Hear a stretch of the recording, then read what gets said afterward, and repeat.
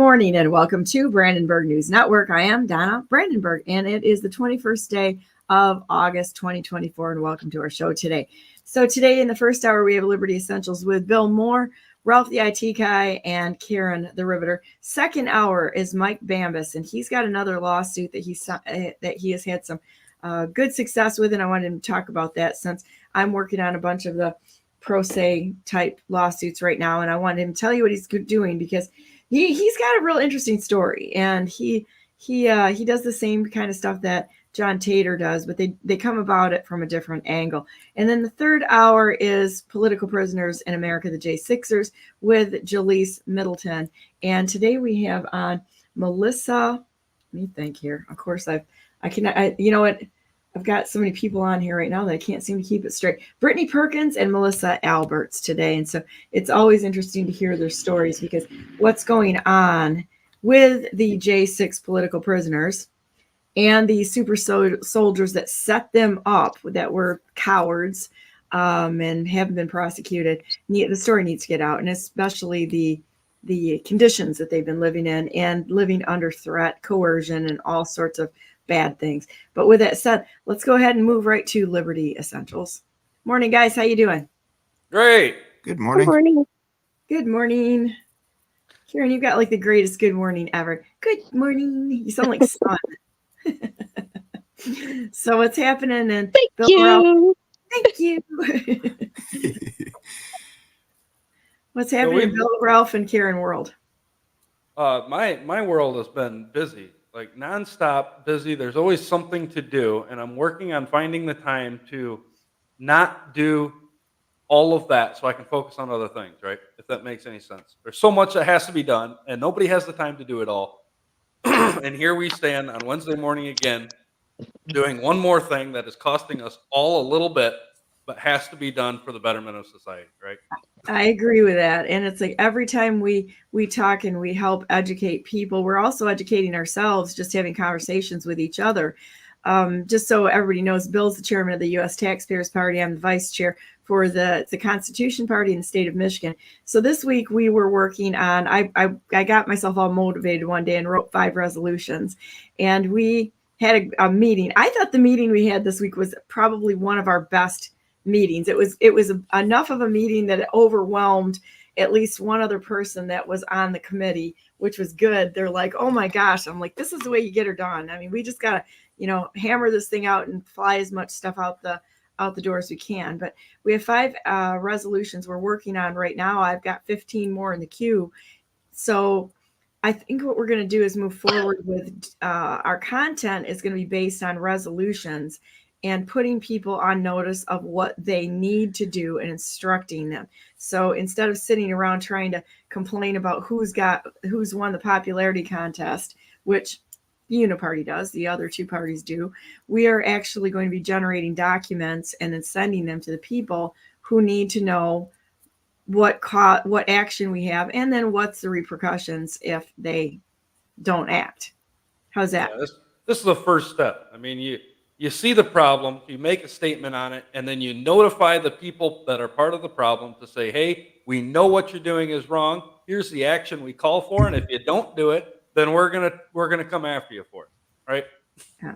That's the process here, and it's been lacking. I mean, it's not only been lacking on my part, it's been lacking on all of the parties' parts, right? None of them stand up and do anything about it. Statements may be made, but none of them actually stand up and do anything about it, which is why we exist as the U.S. Taxpayers Party, or the Constitution Party in the first place, is to be one more avenue that people can join in and say, yep, we agree with the principles here. We agree with what we stand for. So we're going to jump in and we're going to help make the difference, right? To take that next step and take that action and get something done.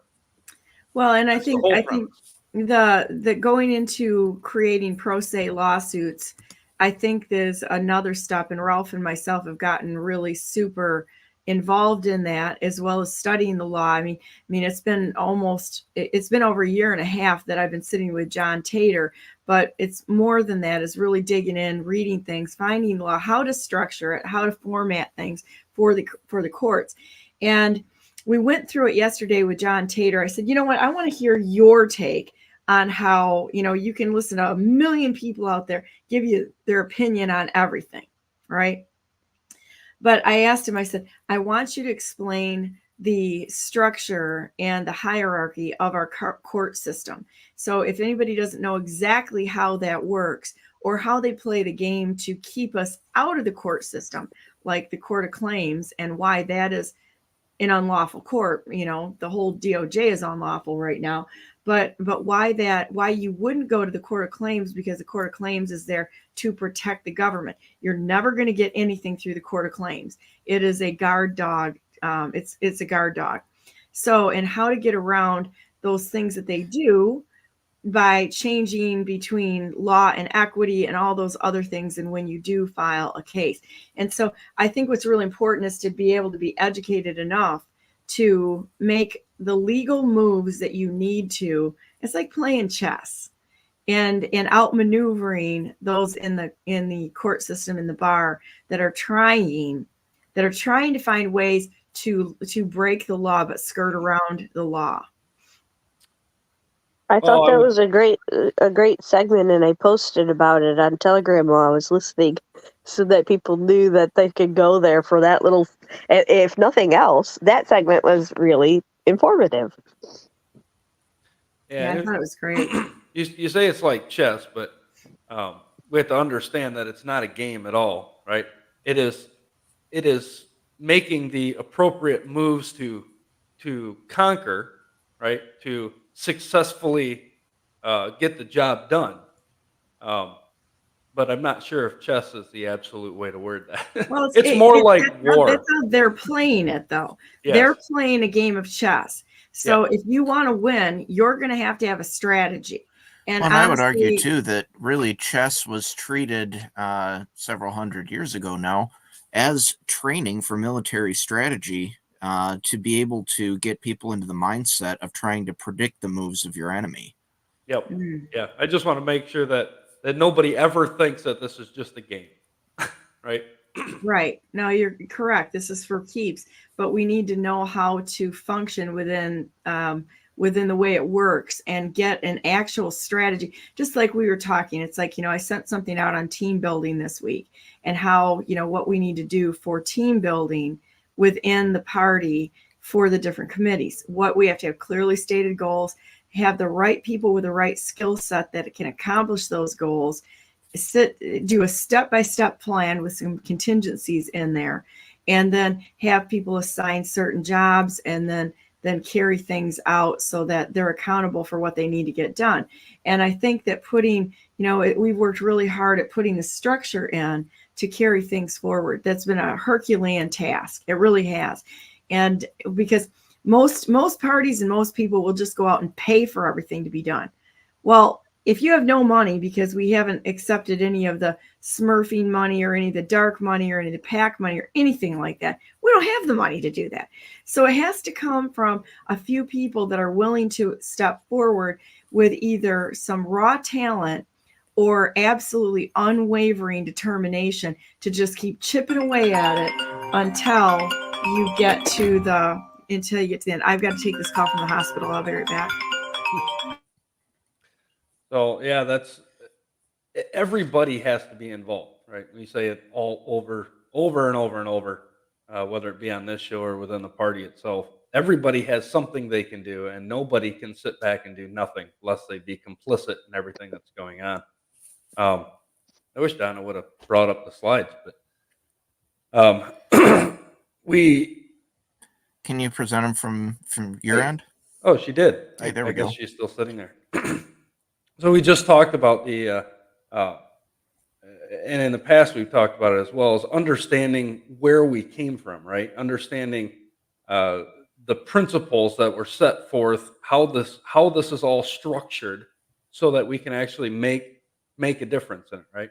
And I did part of this, I don't know, early on when I first started doing Liberty Essentials here.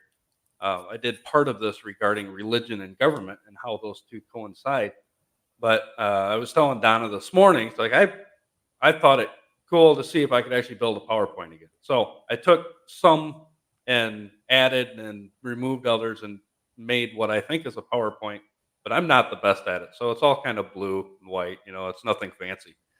But I wanted to hit this point again because how many times, especially in an election year, how many times do we hear elected officials from both parties that are being promoted call our country a democracy? Karen, are we a democracy? Boo! Boo, boo, Right? no democracy. Everybody knows that. Donna and I think you brought it up, Donna, at one of our meetings recently, where to claim America as a democracy should be a punishable crime, because in fact that is treason against the people. It is subverting the form of government that exists by claiming that you are part of another government and promoting it, right? Yeah. For all practical purposes, that's all they're doing when they say that this is a democracy.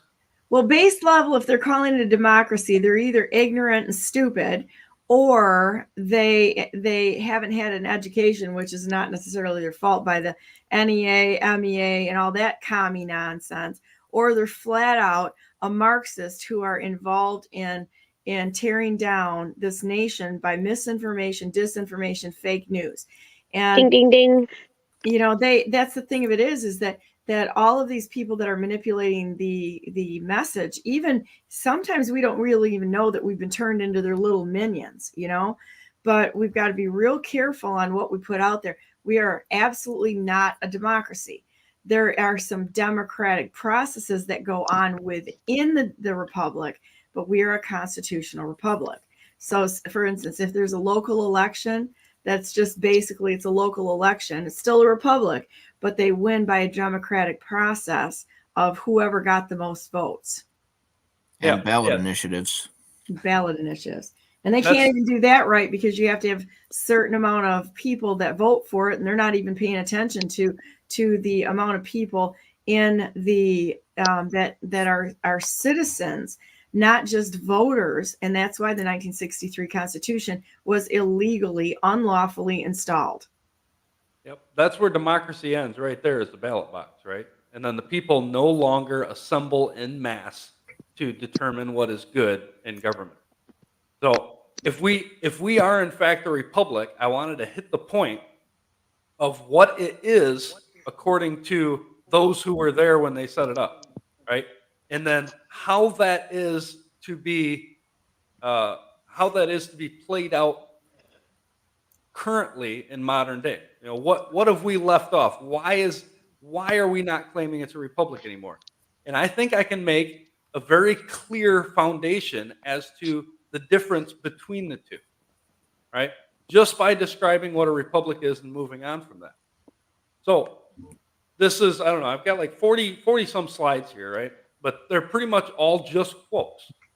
Okay. Right? Whether they be from founding fathers or those in that general era, like Noah Webster or George Bancroft, right, father of education, people like that. So I don't know if can you send this to me so that I can take the individual slides off of this, and I'll throw that up on the Constitution Party, all of the social media. I can, yeah. That'd be great. So we all know who John Adams was, right? Second president. He served in numerous delegated authorities, whether it be the Continental Congress early on, or numerous other government entities, right? Well, he wrote shortly after 1776. He had written a book called "The Thoughts on Government." I'm sorry, that may not have been shortly after 1776. It was after 1776 anyway. He wrote a book called "Thoughts on Government." Right? If you've never read it, you need to get it. You can look it up online. It's just John Adams going through the process of everything that had happened, and he lays it out very clearly in his mind as to how things fit together. Okay, but he says a republic is a best form of government, a government of laws, not arbitrary rule. There is no good government but what is republican. The very definition of a republic is an empire of laws and not of men. I wanted to make that very clear. If we are an empire of laws and not of men, where did those laws come from? Okay? Let's keep that in your thought process as we go. He says that as a republic is the best of governments, so that particular arrangement of the powers of society, or in other words, that form of government which is best contrived to secure an impartial and exact execution of the laws, is the best of republics.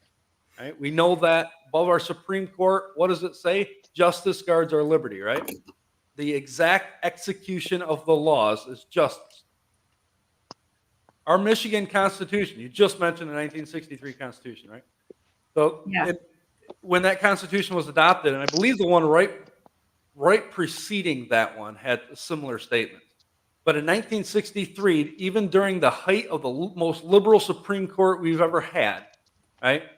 The people of Michigan claim to have put up in our Constitution the preamble. We, the people of the state of Michigan, grateful to who? Almighty God, for the blessings of freedom and earnestly desiring to secure these blessings, right? Undiminished to ourselves and our posterity, do ordain and establish this Constitution. Noah Webster, right, the man who taught millions to read and not one to transgress God's law, he says the religion which has introduced civil liberty is the religion of Christ and of his apostles. This is genuine Christianity, and to this we owe our free constitutions of government. In 1854, Congress said, and you can look it up, it's in the record, the great, vital, and conservative element in our system is the belief of our people in the pure doctrines and the divine truths of the gospel of Jesus Christ. Whoa, this was said in Congress, guys, right? Remember, it was, which president was it now? I think it was the sixth president. I can't even think of his name. Andrew Jackson. He said the Bible is the rock upon which our foundation rests, right? They understood this at the time, being close to the foundation. They also said, had the people during the revolution had a suspicion of any attempt to war against Christianity, that revolution would have been strangled in its cradle. In this age, there can be no substitute for Christianity. That was the religion of the founders of the republic, and they expected it to remain the religion of their descendants. Are we saying that all of the founders were Christian? No, not necessarily. I can't prove that one way or another. But what I'm saying is they all understood the basic principles it required to set up a government that was functional and good for the people, right? Well, the principles still stand, whether somebody is a Christian or not. Those principles are a moral code or a standard that pretty much everyone can agree on. You don't murder, you don't covet, you don't lie, you don't try to take what others have. You treat other people as you want to be treated. And so, I mean, then also the structure of government, which is in judges and kings. Yeah, that is the empire of laws, not of men, and the exact execution of laws, right? Correct. That's the whole premise of what this is about. There should be no discussion between people who are Jewish, Muslim, Christian, or anything on those base laws that are out there that help us to live at peace within our society, respecting each other. There should be no disagreement with that with anybody. But of course, you get people in there that are throwing themselves into it and are doing it for self-gain, and it changes everything. The same thing with has happened with the Constitution. Yep. The founding fathers understood that the freedom of religion, right, the foundation of the Christian principles is what established it. The freedom of religion is tolerable to those who would claim to be Christian or not claim to be Christian, or claim to be something else or not claim to be something else. It didn't matter as long as the law was upheld, right? Those principles had to be upheld. And if you were a Muslim at the time, okay, it didn't matter. It was tolerable for any other sect that was plausible, except you had to follow the laws that were set forth. Okay, there was no other option. Okay, and also in our Constitution, there is no other right to a religion other than Christianity. Right, and I've argued that one with people, but especially in Michigan, there is no right that is protected except the right to worship God according to the dictates of one's own conscience.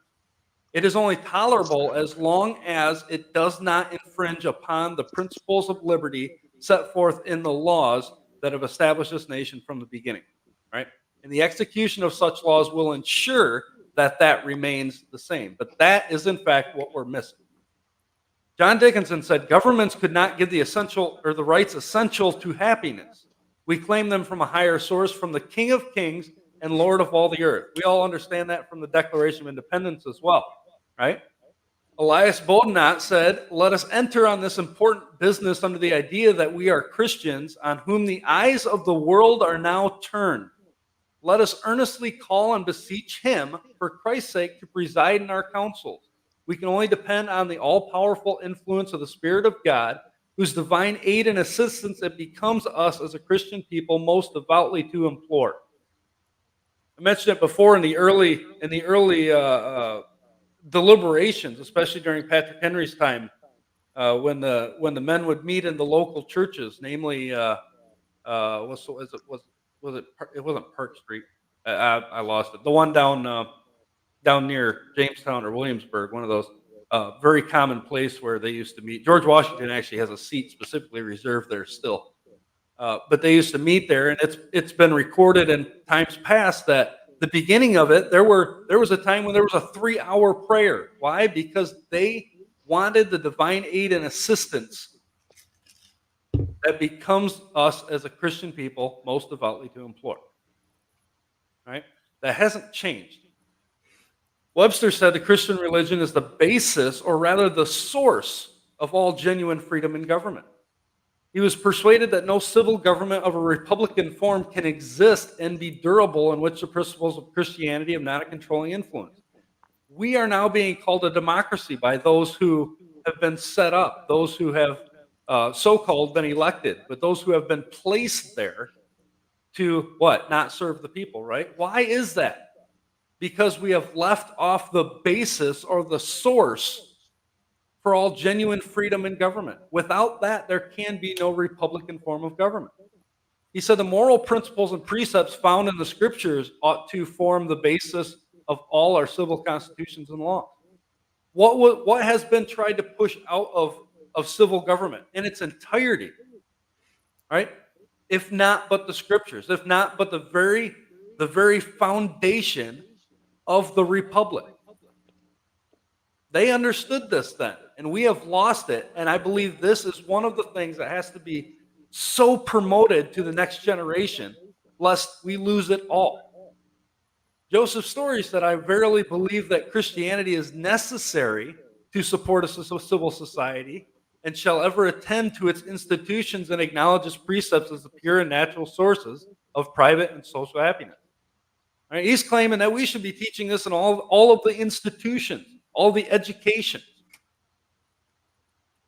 Webster said that Daniel Webster said the Christian religion and its general principles must ever be regarded among us as the foundation of civil society. Patrick Henry, the great pillars of all government and of social life are virtue, morality, and religion. This is the armor, my friend, and this alone renders us invincible. Right? The guy who claimed, as we did last week or the week before, give me liberty or give me your death, right? That whole long speech calling for the men to see it for what it is at that point in time. And even though he's calling them to pick up arms and go meet the brethren in the field, he says that this is the armor that renders them invincible: virtue, morality, and religion. Again, the Constitution of Michigan, Article 8, Section 1, that religion, morality, and knowledge are necessary to good government and happiness of mankind. And that the schools and the means of this education, right, the means of education shall forever be encouraged. That right there should always be taught in the schools and in the means of education if we are to have good government and the happiness of mankind. Right? That goes back to the same thing that John Adams wrote in Thoughts on Government. Benjamin Rush, right, one of the institutors in our public education in the early days, not current. He says the greatest discoveries in science have been made by Christian philosophers, and there is the most knowledge in those countries where there is the most Christianity. The only means of establishing and perpetuating our republican forms of government is the universal education of our youth in the principles of Christianity by means of the Bible. Most of us on this panel understand these principles, right? But I'm going to start using this particular series of slides in other uses as well. I'm just going to continue to build on it, and this is going to be one of the number one things you will ever hear me speak of, okay? Because I believe this is the most important thing that we are missing out of everything we talk about in the conservative movement, okay? Noah Webster again says, our citizens should early understand that the genuine source of correct Republican principles is the Bible, particularly the New Testament or the Christian religion. It is the most important and one of the first things in which all children under a free government ought to be instructed. No truth is more evident than the Christian religion must be the basis of any government intended to secure the rights and privileges of a free people. Benjamin Rush again said, the great enemy of the salvation of man, in my opinion, never invented a more effective means of limiting Christianity from the world than by persuading mankind that it was improper to read the Bibles in schools. Does anybody know when Benjamin Rush lived? I do not. So Benjamin Rush was before the 1900s, right? And he is already talking about the most effective means of limiting Christianity from the world is persuading mankind that it's improper to read the Bible in schools. Well, let me ask you a question. Why is, this is a logical question. Why do people lose their minds when you bring up the name of Jesus Christ more than any other thing you could actually talk about in the world? People lose their minds. And you can talk about any other book with people and have a discussion on different topics. But the minute you bring that up, people lose their minds. I've always been perplexed by this. Not really, but the lack of even being open to crack a Bible, because for some reason that is the great evil to a lot of people. There's a lot of people that feel that way out there. They're the ones that are actually not following a moral code, and they don't want to face the fact that maybe what they're doing is in question. And I think that that's something to really consider, because we should be able to be self-introspective and look at what we're doing, criticize ourselves, and change our plans when we're not doing the right thing. And I think that that's part of it. The other thing is it gets people out of the mindset of being their own little saviors, their own little gods and such, and running around doing exactly as they want, instead of saying, I'm a mess, please help me out, I accept your gift of your substitutionary death for everything that I've done wrong. It's having to admit that we're not perfect and accept somebody else's gift for making a way to God in heaven, for cleaning our lives up. But have you noticed that too? And how many people, or the type of people that are so against even cracking the Bible? Well, that was the pivotal moment in history, right? The entire scriptures reveals nothing but Christ crucified and him risen, right? Even the feast days, the Jewish feast days, are completely in sync with the life of Jesus Christ. From beginning to end. And the Yes. entire scriptures, I hope I just laid that foundation pretty clear, and I think I'm like halfway. But the entire scriptures is the foundation for the law, right? What did Paul say in the New Testament? It's the law that detects sin. It's the schoolmaster to bring us under Christ, okay? If you eliminate that, if you lessen the law at all, right? And I can't remember who said it, but it was one of the preachers of times past. He says, if you lessen the law, you dim the light by which man perceives his own guilt, right? The moment you bring the correct law, the scriptures into context, and that being Christ crucified, right? The moment you bring that up to the level that it deserves, that it demands, now men have to look at it and understand that it is by that law that they are condemned, right? They become guilty by their own admission. No one has to tell them that if it's right there in front of their face. So of course they want to get rid of that. Because they want to do what thou will. I mean, that's the satanic mantra right there. Do whatever you do, just do whatever you want to do. And you don't have to listen to anybody. The minute that you have to come face to face, just starting out with the 10 Commandments is, you know. And that was the whole premise for removing the 10 Commandments in schools, right? Is that they were afraid that a child might actually look on it. And if they looked on it, they were afraid they might actually read it. And if they read it, they said that child might actually do what the commandments say, right? Well, we can't have that. That was the whole premise for removing the 10 Commandments out of the schools, right? It is ludicrous in my mind to think that somebody could actually say that. But that is the foundation that people have built up in this new democracy, they want to call it, right? The freedom to do whatever they want. It's mob rule. The majority will say this, so it must be right. Well, I'm going to be the one standing in the gap, and I'm going to tell people, I don't care what the majority says. If the majority says that it's good to throw yourself off a bridge, I'm going to be the one standing there at the railing with a rope trying to tie people from falling. That is where we need to be. And we are right at that precipice edge of that bridge this day in America. We have people ready, running to their own destruction because they don't have the principles. They don't have that law to perceive their own guilt. They don't understand that if they make that jump, there's no coming back. Here we are, Americans. Who else is going to stand in the gap to save it? To save them? Right? Well said.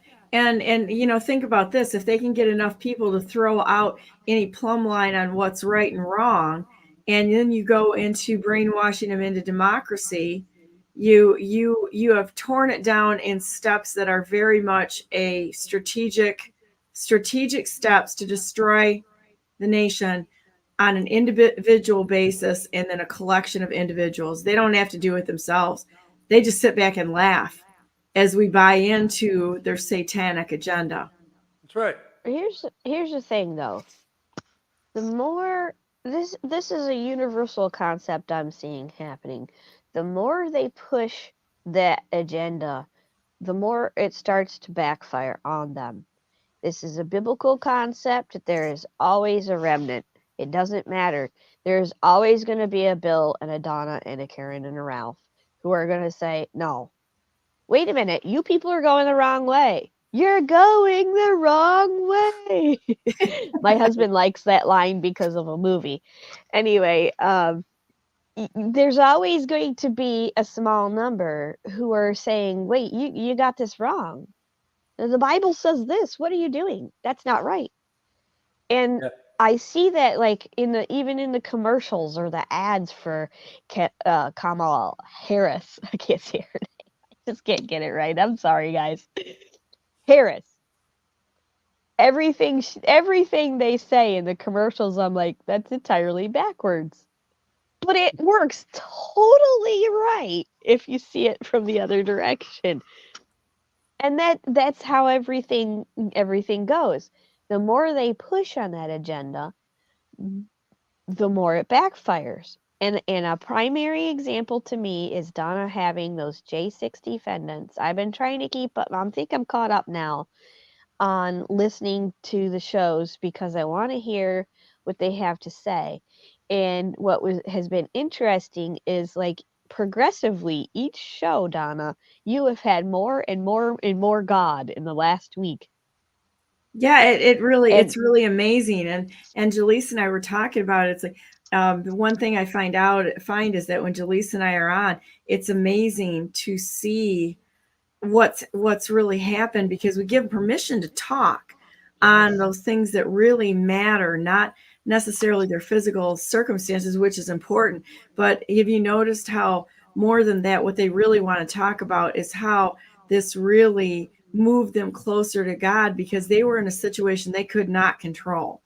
And so all of a sudden seeing the miracles of God working through all things for good not the circumstances they would choose, but that all circumstances, all things work for good to those who love the Lord and are called according to his purposes.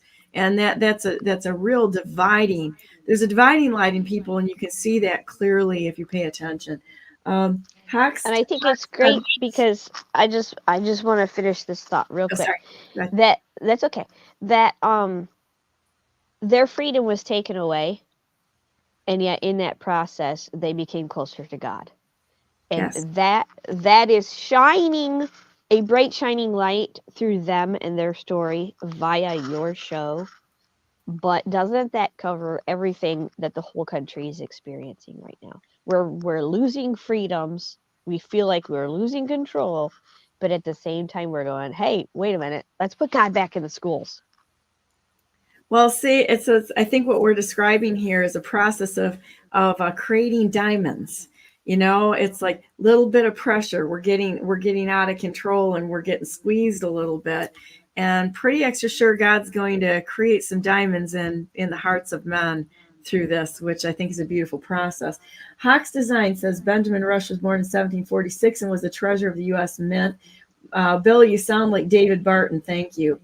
Curtis said the quote was 1854 and was during the time of the Home Rule revival. Then came the Civil War and squashed the Home Rule movement. The Marxist deep state created a demoralized society when they removed God from the public schools and the public square. There's a lot of comments on today. And tell me the Civil War was about slavery again.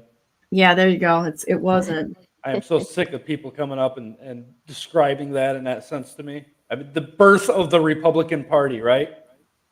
They crushed America. There, I said it. You said it. Keep saying it. Yep. And I would encourage anybody that thinks that to go read the Confederate Constitution. Yep. And take note of the steps that were in there to start eliminating slavery, and then take note of when there was any action in the North for it, and compare those two dates. You got it. Yeah, but you got to have your propaganda, you know, and fake news and lies all over the place. Gray Bearded Fedora said, those who go crazy at the name of Jesus are under the influence of evil, whether they are aware of it or not. They may or may not desire to be free of evil. It is our duty to seek through the HS, Holy Spirit, their deliverance. And Federal Court of Claims is a great place for people to seek remedy for those who have been harmed in the past by vaccines. Great idea. And Charlotte says, sneak in and change the commie. Biden attack the art. 3 judicial term limits. We don't want that for judges. Just their resident that's milking the milk and honey out of DC. Term limits are for PF. I don't know what PF is. So. Yeah, I don't know. Yeah, so American, and remember the initiative amendment is unconstitutional according to stare decisis 1912 Pacific States Telephone and Telegraph Company versus Oregon. That's one that John Tater quotes a lot. So thank you for that. On the subject of term limits, we talked about this off show the other day, but there is an effort circulating around to try and do term limits, and be very, very careful if you're looking into that, because there is one that is very, very dangerous in the way that they're trying to accomplish it. I'll say it's Constitution of States nutso jobs out there that they were trying to get me to sign their thing on term limits. But you read down and you get to the bottom, and it's because what they're really trying to do is use an emotional trigger that everybody is, you know, oh, yeah, we want property tax gone. Yeah, we want, you know, term limits gone. Well, we do, but you got to do it the right way, or it's going to backfire massively. And they're using the emotional triggers in order to get a foot in the door, especially with term limits for the Constitution of States, which would be a disaster for this nation, because we don't have the morality. They're gonna swarm that thing with political operatives, and that Constitution will be gone. So here's the basis for term limits, right? They want to put term limits in so that those who become corrupt or are corrupt and put in there have to be removed at some point, right?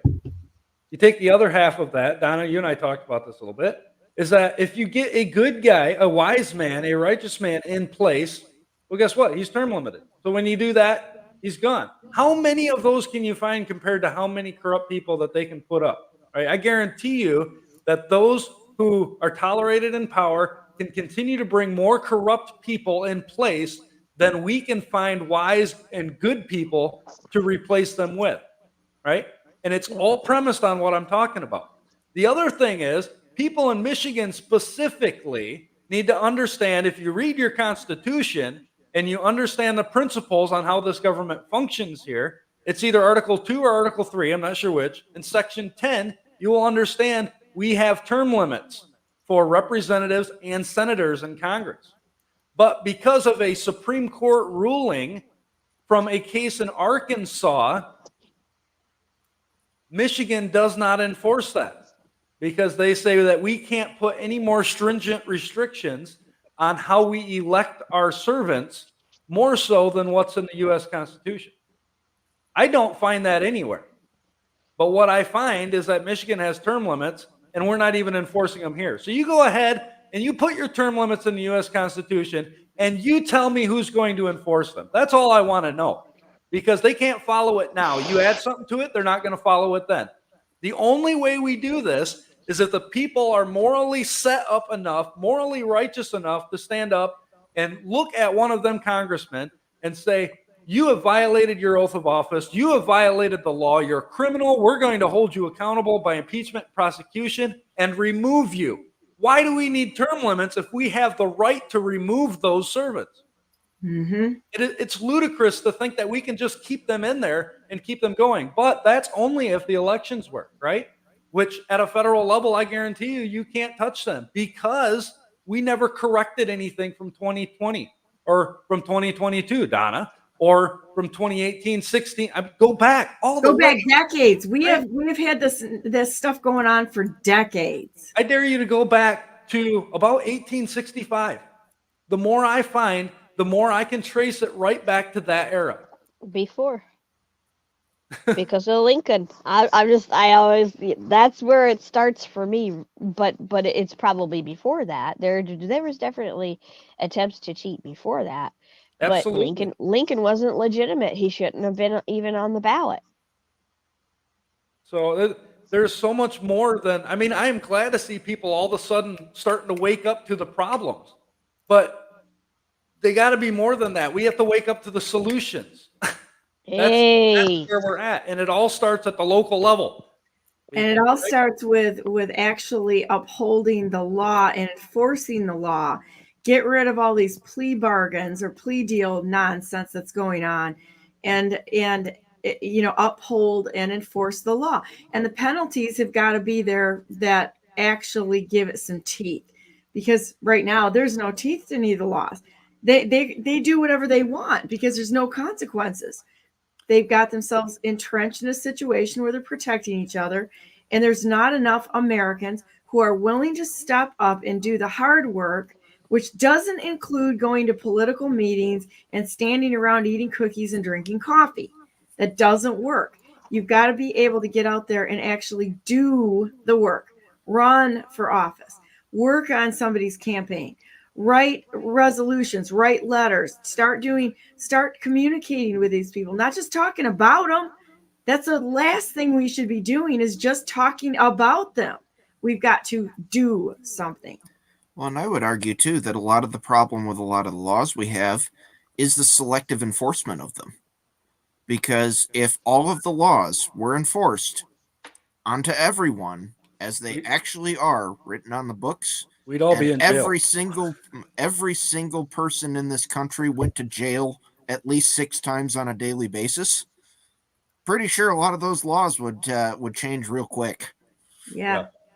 Oh, there's such a bloat of laws, and the ridiculousness of how many laws go in front of our Michigan legislature in a year. Over 2,000 of them.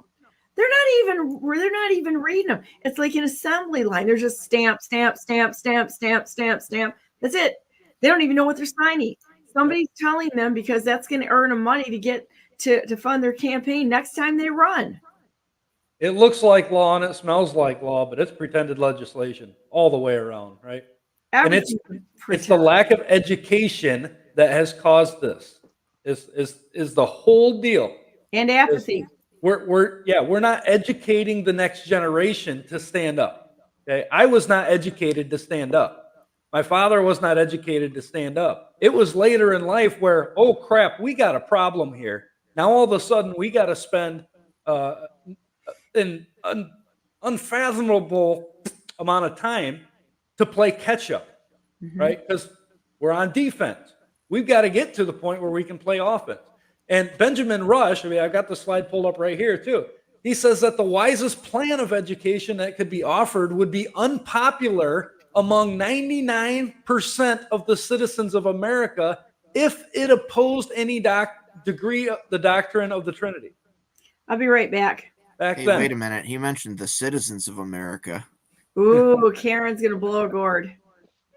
No, it just depends on which time frame and what definition you're using. It was fine originally. and also understand changed. That I gotta give you a hard time about that. The citizens of America is not the citizens of the United States. Because the America was the unifying of sovereign states, right? Sovereign nations. The United States as corporatized, right? When? Right during Lincoln's time. That became now citizens or subjects to the United States of America. When was that, Bill? That would have been 1871. 1871, yeah. Yeah. So that changed the citizenry as they would have known it. Benjamin Rush again. He said, let the children be carefully instructed in the principles and obligation of the Christian religion. This is the most essential part of education. George Bancroft, this guy I love. Some of the things that he said and did in his time during the setup of the public education system, he said, God forbid the day should ever arrive when there should be a separation of pure morality and deep religious conviction from our public places of education. That's a bold statement today, huh? Well, I think, too, that to a certain extent, the people waking up to the problem is part of the reason why homeschooling has really taken off as well as it has. And that's part of the reason why now they're talking about regulating homeschooling again. Because now it's becoming a thorn in their side, right? Now it's a threat. Yep. So I mentioned this last week, Proverbs 28, where it says, for the transgression of the land, many are the princes thereof, right? It's because of the things that we've left off, our duties, and the security of our rights that we've been granted, that the government has set up all these different agencies to harass the people, right? Because now there's sin and transgression they have to deal with because the people didn't deal with it. So instead of princes and kings, we have republic and agencies, right? Unconstitutional agencies that have been set up. I'm going to lay a strict foundation here that has to be put down. In Daniel, right, when he's talking about King Nebuchadnezzar, he says, they shall drive thee from men, thy dwelling shall be with the beasts of the field, they shall make thee eat grass as oxen, they shall wet thee with the dew of heaven, 7 times shall pass over thee, till thou know that the Most High ruleth in the kingdom of men, and giveth it to whomsoever he will. This was a king that he did this to. David said in Psalms, for promotion cometh neither from the east, nor the west, nor the south, but God is judge. He putteth down one and setteth up another. In Isaiah, he said, behold, the nations are as a drop of a bucket, and are counted as the small dust of the balance. Behold, he taketh up the isles as a very little thing. In Job he increaseth the nations and destroyeth them. He enlargeth the nations and straighteneth them again. Right? It is God that rules over the destiny of nations. When Obama came into office in 2008, right? I got that right? When he came into office in 2008, people flipped the lid, right? The Christians were up in arms, the professed Christians, but they didn't do a whole lot to stop it. And now they're up in arms trying to figure out what has happened to the nation. Well, I'm telling you, according to Scripture, God put Obama in that place. He allowed that to happen for the judgment on the people that left off the duties that he gave them. Right? Well said. And that's a topic that comes up all throughout the Old Testament, over and over, constantly. So Samuel Davis clarifies that. He says, shall we live as if we in our country were self-dependent and had nothing to do with the supreme ruler of the universe? Can an army of saints or of heroes defend an obnoxious people ripe for destruction from the righteous judgment of God? The answer to that is no. The horse is prepared for the day of battle, but safety is of the Lord. Right? Thomas Jefferson. God who gave us life gave us liberty. There's no separation there. Can the liberties of a nation be secured when we have removed a conviction that these liberties are the gift of God? No, you can't. This happened in the Constitution Party, Donna, right? Back in April at our convention. Somebody thought that they should clarify the rights that are guaranteed in the Constitution as and should be defined as, I forget the wording he used, but basically stated as natural rights of men. But everything about that removed the premise of who gave them. And if you don't have the authority of who gave them, then men can remove or add to as they wish, right? Thomas Jefferson understood this. He said, I indeed tremble for my country when I reflect that God is just, that his justice cannot sleep forever. And Governor Morris, I forget which state he was from. Like I said, I'm still adding to all this, but somebody can probably answer that. He says, there must be religion. When that ligament is torn, society is disjoined and the members perish. The most important of all lessons is the denunciation of ruin to every state that rejects the principles of religion. This was an elected governor, might I add. And Jedediah Morse, we'll end with this one. He says, to the kindly influence of Christianity, we owe that degree of civil freedom and political and social happiness which mankind now enjoys. All efforts made to destroy the foundations of our holy religion ultimately tend to the subversion of our political freedom and happiness. In proportion as the genuine effects of Christianity are diminished in any nation, in the same proportion will the people of that nation recede from the blessings of genuine freedom. Whenever the pillars of Christianity shall be overthrown, our present republican forms of government and all the blessings which flow from them must fall with them. Somebody tell me that's not what I'm seeing in America. Because everywhere I look, every one of these men is correct. And all of this was written generations before I got here. Right? So somebody prove to me that what these men are saying is not happening today, because I see it everywhere. Agreed. There's the basis of any good action comes by having a moral compass, and that's defined by God. If you don't have a moral compass and you're not living in a way that is trying to be more like him to improve, the only way that we can do that is to be introspective and look at our failings with courage, as well as the higher dignity, not being trying to preserve the things we do wrong or the things that justify our separation from God, but to run to God and correct the things that are wrong. You know, when we look at the government, to your point, and I think we've said this many times before, we got the government we deserved. We did. The government is a representation of the people of the United States. The corruption is there because there's so much corruption out in how do we expect them to be lily white and clean? And I'm going to say whatever you want to say. How are we going to expect them to be perfect? I mean, quite often they talk about lilies being a purity, right?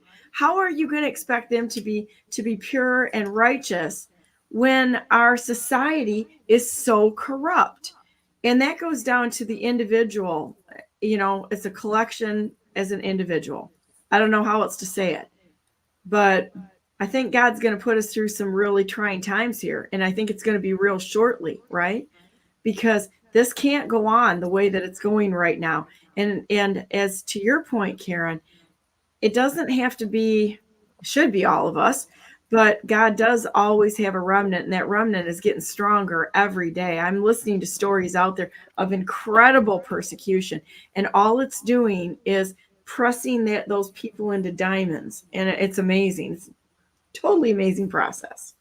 And I guess to kind of as a mild counterpoint to some of this, I don't think it's a good idea anymore to have the schools teaching any of this, to have them trying to teach morality, because the school system itself is so morally bankrupt right now that all it's going to do, if they try to teach morality, all it's going to do is pervert it. And I think the only saving grace for any of this anymore is for parents to take on this duty. And it's one of the reasons why I am loving seeing homeschooling having such an incredible impact anymore. Well, and that's not even an opinion or thought there, Ralph. What that is a direct representation of what Deuteronomy says, where we should be teaching these things to our children. Everything we do, whether we sit up or lie down, they should be written on the posts of our doors, right? This is the law that keeps men free, right? That's what we're talking about here. The principles of Christianity that keep men free. It is that we should be teaching to our children. To think that we can have a department, right? A prince, as Proverbs 28 said, called the Department of Energy, to help teach our children because we don't want to take the time to do it. All we're doing is sending our children off to the enemy. Okay, because that's what they've become. Yep. The public school system is being taught 100% by the enemy. And yet, so many people who call themselves Christians, right? So many people are sending their kids there on a daily basis and then maybe taking them to church on Sunday morning and saying, well, that's enough. Well, you know, one of the dumbest statements I hear people make regarding school, and this is a really dumb statement. Well, I want my kids in there because they're going to have an effect on the school system. Oh. It's like, you know, I want to be in there because I want to have an effect on this. That to me is a very arrogant, it's an incredibly arrogant statement. That one person or one kid who's been peeled away from the family and thrown into a group of people, you really think that children are going to stand up to that type of pressure? There's some of them that might, but it's going to be very, very, very few kids that aren't going to be compromised in one way or another. It's like throwing them into a pond of, I hate to say it, a pond of filth, and expecting them not to come out of there, kind of wrecked. And I mean, look at how many trans kids have been destroyed by this. They get confused. There's no plumb line. God is not there. And, you say God is everywhere, but when they've taken God out in any right teaching to give them a stable mind, what do you think is going to happen? The kids are going to crumble, and it's going to be chipping away at them one little bit at a time. And there have been some accounts of children standing up, especially during the whole pandemic and such, that the children actually stood up and took it to them, right? That's because the parents wouldn't. But what you just described would be like your community or your country going to war and sending your kid to go fight the battle instead of you. Yeah. How arrogant is that? I mean, we read from Thomas Paine's The American Crisis, right? Number 1, where he talked about he saw the father holding a child in the doorway, and the guy said, just let me have peace in my lifetime. How unfatherly is that? Mm-hmm. I can't imagine that. That man should have set his child behind the door, closed it, locked it, and gone with arms and met him at the battlefield. That's how you protect your posterity. You don't send them to go fight your battle for you. Oh, I'm going to get angry. No, I mean, it's a righteous anger because the parenting skills have gotten to be so so poor. They're listening to all the experts. Well, the experts are telling you exactly how to destroy your children on many, many fronts. You're going to put your children in the hands of these experts, and then you find out later how many of them were pedophiles and people that send them prey to on Disney. children. You send them to Disney. You send them to school. You send them to the nuns. Whatever it is, you send them to places which are riddled with criminals because they know they're vulnerable there. Yeah, and we know who the enemy is. There is no excuse at this point for doing such things. How many women in the school systems lately? I mean, if you paid attention to this, it's like, they want to always point to men as being pedophiles, but how many teachers and such in the school systems have been having sex with young boys? It is shocking, absolutely shocking when this happens. And I don't know. I mean, I think we need to not look at things with rose-colored glasses and evaluate things for what they are. Do you even know these people that are teaching your kids? Even if people decided to get together and school their kids together with the parents there watching and participating, the instead of throwing them out there in every event or every organization or every activity that's out there so they have a better education, I don't think that that's accomplishing the goals that anybody really wants if you really look at it at all. And one of the things with the public education system, and I'm not going to argue with people who say, well, we need that because we can't take the time to train our own kids, or we don't know how. Well, we can go down that road, and I can argue that point that everybody can. But for those people who want community-based public education, right? Go back to the way that it was in the early 1800s and understand that first, right? The parents were in charge. The parents still paid for it. The entire community didn't pay for it. It was the parents of the children that paid for it. And then the community would chip in as they see fit, right?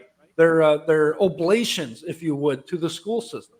It wasn't demanded that they pay for the school systems because it is even listed in our Constitution now that you can't demand somebody to pay for a teacher of religion. Okay?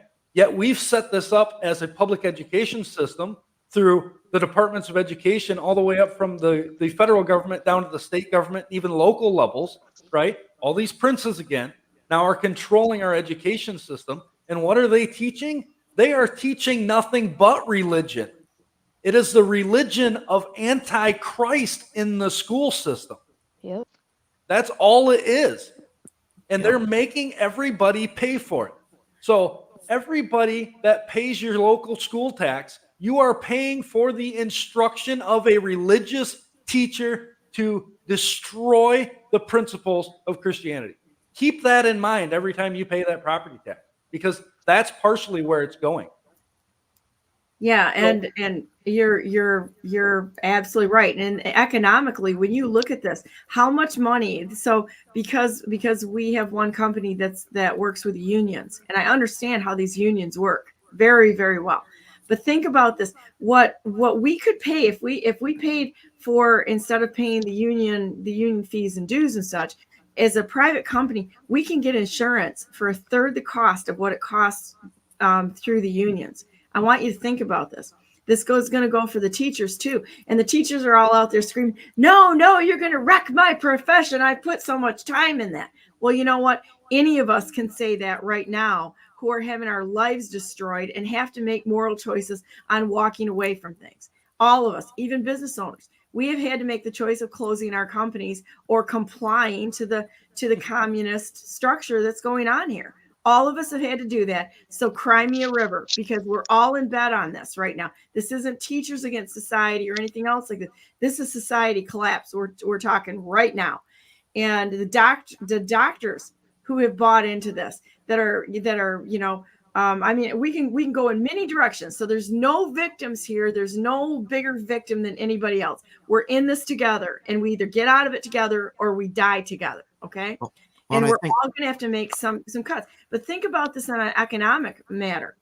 If you ended up hiring a teacher of your choosing, and instead of what is it, about $8,600 a pupil that's going into the public school system, sometimes it's more than that. I think we're at $8,600. I might be wrong on that, but we'll use that for talking. We'll say $8,000. If you ended up having like a one-room schoolhouse, which had around 20, 25 kids in a one-room schoolhouse, sometimes they were smaller, and multiply. Let's just say it's 20 kids. You got $160,000 right then and there that you could put towards a teacher. Are there any teachers out there that are making that kind of money? I don't think so. And have great benefits and have the parents. The money would be going into such a better gain for the students of having real experience, educating them on the 3 R's so they can actually live, teaching them skills by having people in the community actually teaching them skills, having them do apprenticeships, having them open up to be able to learn actual skills by working with their families. If you had a situation like that, it takes no more in homeschooling scenario. You can surpass the public schools with actual education in less than 2 hours a day. Think about this. It's unbelievable the waste that is going into this. So to expand on something too that Bill said earlier about, some people don't feel like they're qualified to teach their kids. Well, if that's the case, then you've right there demonstrated the ineffectiveness of the school system in training yourself to be able to train the next generation. So why would you think they would do better with your kids? So that was beautiful. I tell those people that have kids, I remind them of three very important things, right? Number one, who taught your child how to eat, how to use a spoon, fork, right? Number two, who taught your child how to put on their shoes or tie them? Who taught your child how to use a bathroom? There's a big one, right? Was it not you? You've been educating your child from the time they were born until the time you decided to send them to the enemy. It's no different. It might take a little bit of sacrifice, but there are plenty of other people out there willing to help, right? We've educated all 4 of our children. Well, all 3, and the little one's still little, right? But we've been part of a co-op of families that, come and go. We all share as much as we can. We have numerous used books, right? I don't buy new stuff if I can help it. But a lot of it is the basic things you already know. And if you don't know them, maybe you ought to learn them too, right? I can't tell you, Donna, how much I've learned about gardening in the last 2 years. Hey, I hated gardening, but I realized there's a problem, right? The stuff we're buying is horrible, right? Whether it be actual poison or whether it just be absolute trash and lack of any nutrients the body can use. Red dye, you're eating bugs. You're already eating bugs because you're eating the red dye that comes from bugs. Well, I'm okay with eating some bugs. Garden spiders and such, I mean, it's not even worth brushing them off my tomatoes, right? But besides that, there was a problem. I found the problem, right? It was revealed to me of what I was doing, so I had to turn from it. I had to repent from everything that I was just feeding my kids. Okay, that became a serious issue in my mind. So what did I have to do? Well, now I have to find another food source. Where's another food source? I don't know. We got raw milk from a local friend, right? Don't do it, Ralph. I see you in the comment. So we get raw milk from a friend that has cows. Okay, cool. We got that taken care of. We got a garden in the backyard now. We're growing all sorts of vegetables, not a single fruit, right? And then private joke here. We justify how we eat here. when we talk to each other, because there's all these arbitrary rules that There's one of inside us jokes makes going on. up. That's sad. And then my wife has now learned even more so of what she can, what she can preserve.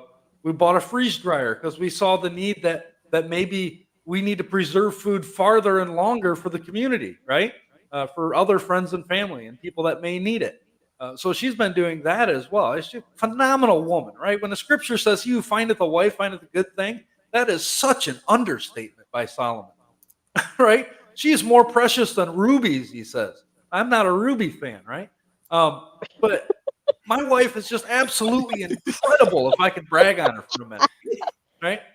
Not going to stop you. Go, Bill, go. She's It's an crazy, amazing right? woman. She allows me to go out and work, right? There's no complaints when I get home. Okay. The moment I come back, right after working a long day, I come home. The family's taken care of. There may be stuff on the floor. I got kids, right? That's acceptable. But the family's taken care of. She's almost always in a good mood. The dinner is being made right there. I mean, it's like living in Leave It to Beaver time. Okay, that's what I feel like right now. And I don't know of a better woman. Okay. Amen. So men, be careful who you pick. Because you have to look Amen. at that face every morning for the rest of your life. Right? This is not a love at first sight thing. It's, can I actually love the person? Love is an action, right? We know that from 1 John 3:18. That love is an action, not in word or not in word or tongue, but in action and in deed. It's what you do to love somebody. It's not just saying you love them. In fact, I was talking to on that point, since we're going that way, I was talking to I've got our next guest backstage too, so we're gonna have to okay. wrap Well, it up here. But go I'll ahead. finish this point, and then I'll let Mike take it. He's a smarter guy than I am. But I was talking to my wife's parents months ago at our local church study there, and I was mentioning that fact, clarifying that love is an action and such. And the point came up, then why do we say we love people? Right? Well, we do in word, but we have to prove it in action. And my wife's mother actually said that she could not remember a time when her parents ever said, "I love you."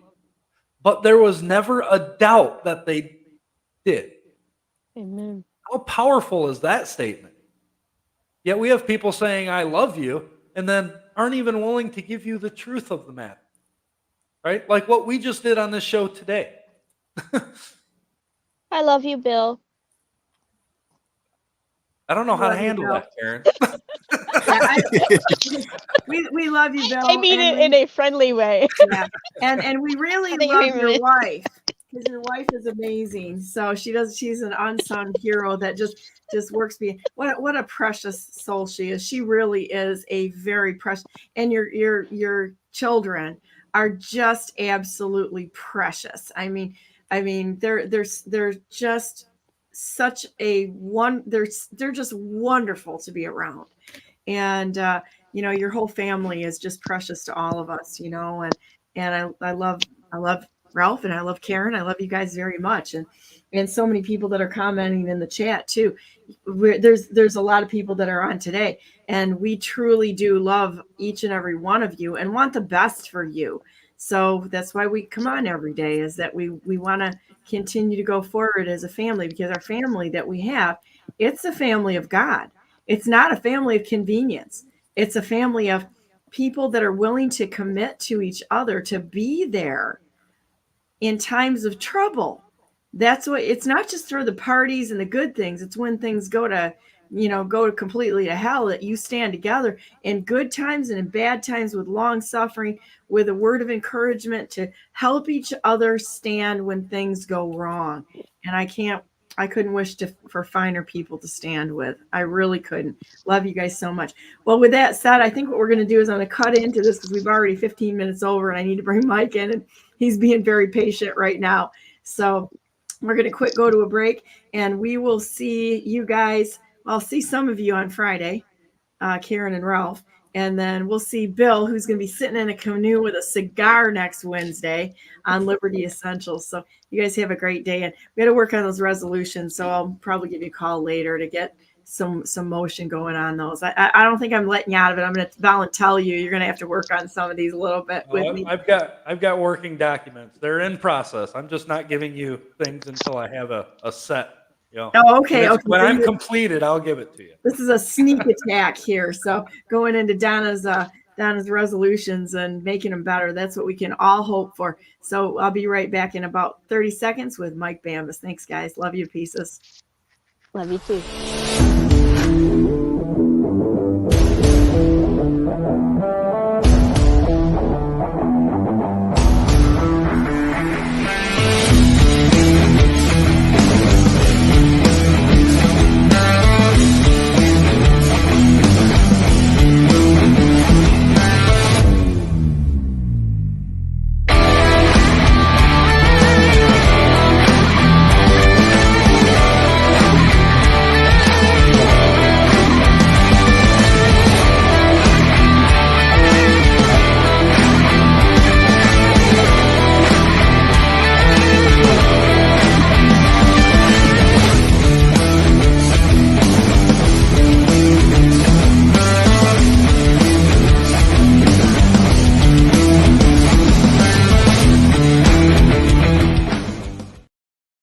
Good morning and welcome to the second hour of Brandenburg News Network. I am Donna Brandenburg, and I'm sorry we ran over to Mike and such, but I want to get right into bringing Mike Bambas on. Hey, Mike, how you doing? Good morning. How you doing? Good. Glad to be here again. Sorry for the delay, but when a man is talking with absolute adoration for his wife, I just can't stop him. Okay. Yeah, he was on a roll. He was on a roll. So how are you today, and what are we talking about today? Well, I'm living the dream as always, and that we all should be doing. Basically, we've had a series of events take place here recently that I've been just getting out there to as many people as I can right now.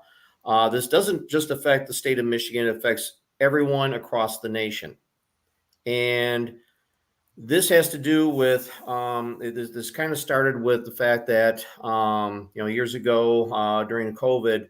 The state police of Michigan issued a death threat against me for wanting to bring a warrant against the governor for her actions during COVID. And they threatened to kill me over it. And so since then, the MSP and I have not seen eye to eye. And then in a series of events started last December, where a gal by the name of Misty Leanne Thompson, she was stopped by the Michigan State Police allegedly for speeding, and she was never cited for speeding, but she's still in jail today, has not had an arraignment. She has not been given her civilian due process. She has been physically abused, sexually abused by the guards. She's been denied food. And as a matter of fact, we had one of our associates visit her last night, and she ended up passing out on the floor. And it looks like it may be caused by malnutrition. What is the justification for any of this? We don't know. We think that she's being held as a political prisoner. Political prisoner. Yes, because she was very active against the governor, and she was also involved with stopping funding that Amy Gearhart, the chief judge of Tuscola County, was trying to get, and she was able to stop the funding that she was trying to get from the feds and the state. What's her name again? Chief Judge Amy Gearhart. And she is just I got to keep this G-rated, a piece of work. She's an ass. Sounds like an asshole. You can say whatever you want in here. What's the gal that's in prison? I'm sorry? What's the gal who's in prison? Her name is Misty Leanne Thompson. And so a group of us have been trying to get her out of jail. The judges, we're on our sixth judge. And they just have been digging their heels in. They will not release her. Did they give you grounds or why? Right now, it appears that the grounds for holding her is one, they've charged her now with obstruction for refusing to show a driver's license. They have charged her with no securities on her car, meaning no proof of insurance, and for having a dangerous weapon, which is a box cutter that was in the backseat of her car that she used for work. That's it. Well, why is a boxcar in her car illegal? Good question, but they're claiming it was a dangerous weapon. Okay, so here's a question. Is there anybody at the Michigan State Police that we could call that would be a person to contact? Well, we sent, because of this, because it was 3 state police officers that were involved on this traffic stop, we have sent them interrogatories on this matter, and they have refused to answer any of the interrogatories. Who are the officers? I don't have their names in front of me at the moment, but I Okay. can get them for you. Yeah, I'd like to know who they are, because yeah. I mean, these people have to be called up. Actually, if you can look it up a minute, I feel very strongly about putting people in front of the camera who have done the wrong thing. And, you know, if she's been sexually abused and all of this by the guards, this prison system that we've got going on here is absolutely, it's absolutely like unspeakable things are happening in the prison system, and they're doing it to target good people. So Yeah. I want to see if we can jump on and help her out. Well, yesterday she had a hearing. The judge has quashed all her subpoenas, so she can't call any witnesses. The body cam footage is missing, and the judge said that he's okay with that, and quite a few other things. But the tip of the iceberg now is I did a series of FOIAs to the Michigan State Police. And one of the FOIAs that I had sent, and all I did was ask for 2 things. The first being that they produce documentation that they are a de jure department or agency. And how I worded it, and I'll actually read it to you so everybody can understand it. And I don't know, I think I sent you a copy of it so you can post it for everybody to see. It states that the Department of Michigan State Police is one of 20 departments created by the Michigan governor through executive orders and does not exist within Michigan's constitution, thus making the MSP a de facto department according to Norton v. Shelby County, 1886. Norton v. Shelby County, 1886 defines the following words: de jure, as by right based on the Constitution or a law passed in conjunction therewith; de facto, as a matter of fact, not by law or Constitution. Provide documentation the Michigan State Police are in fact a de jure department or agency pursuant to Norton v. Shelby County, 1886. That was the first thing I asked for. The second thing I asked for was, according to the following U.S. Supreme Court ruling, Shapiro v. Thompson of 1969, the right to travel by private conveyance for private purposes upon the common way cannot be infringed. No license or permission is required for travel when such travel is not for the purpose of commerce, profit, or gain on the open highways operating under a license in commerce. Please provide all documentation that grants the Department of Michigan State Police the delegated authority to ignore, disobey, or violate the decisions of the United States Supreme Court on the right to travel. The response I received on August 14th was that no such documentation exists on either one, showing and proving that they don't have any authority to stop you in your travels and that they are operating as a de facto department or agency. Under Norton, what that means is that they have no authority to stop, detain, arrest, or even issue a ticket. Issuing the tickets is revenue raising, and only the legislative branch can do revenue raising. Because they're created under the executive order of the governor, they don't have any of these authorities, none. And the governor can't delegate those authorities to them, and neither can the legislators.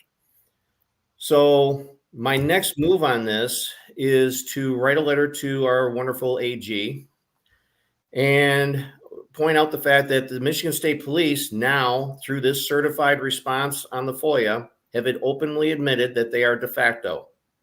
And as such, as governor or as AG, her job is to protect the state and the people from fraud.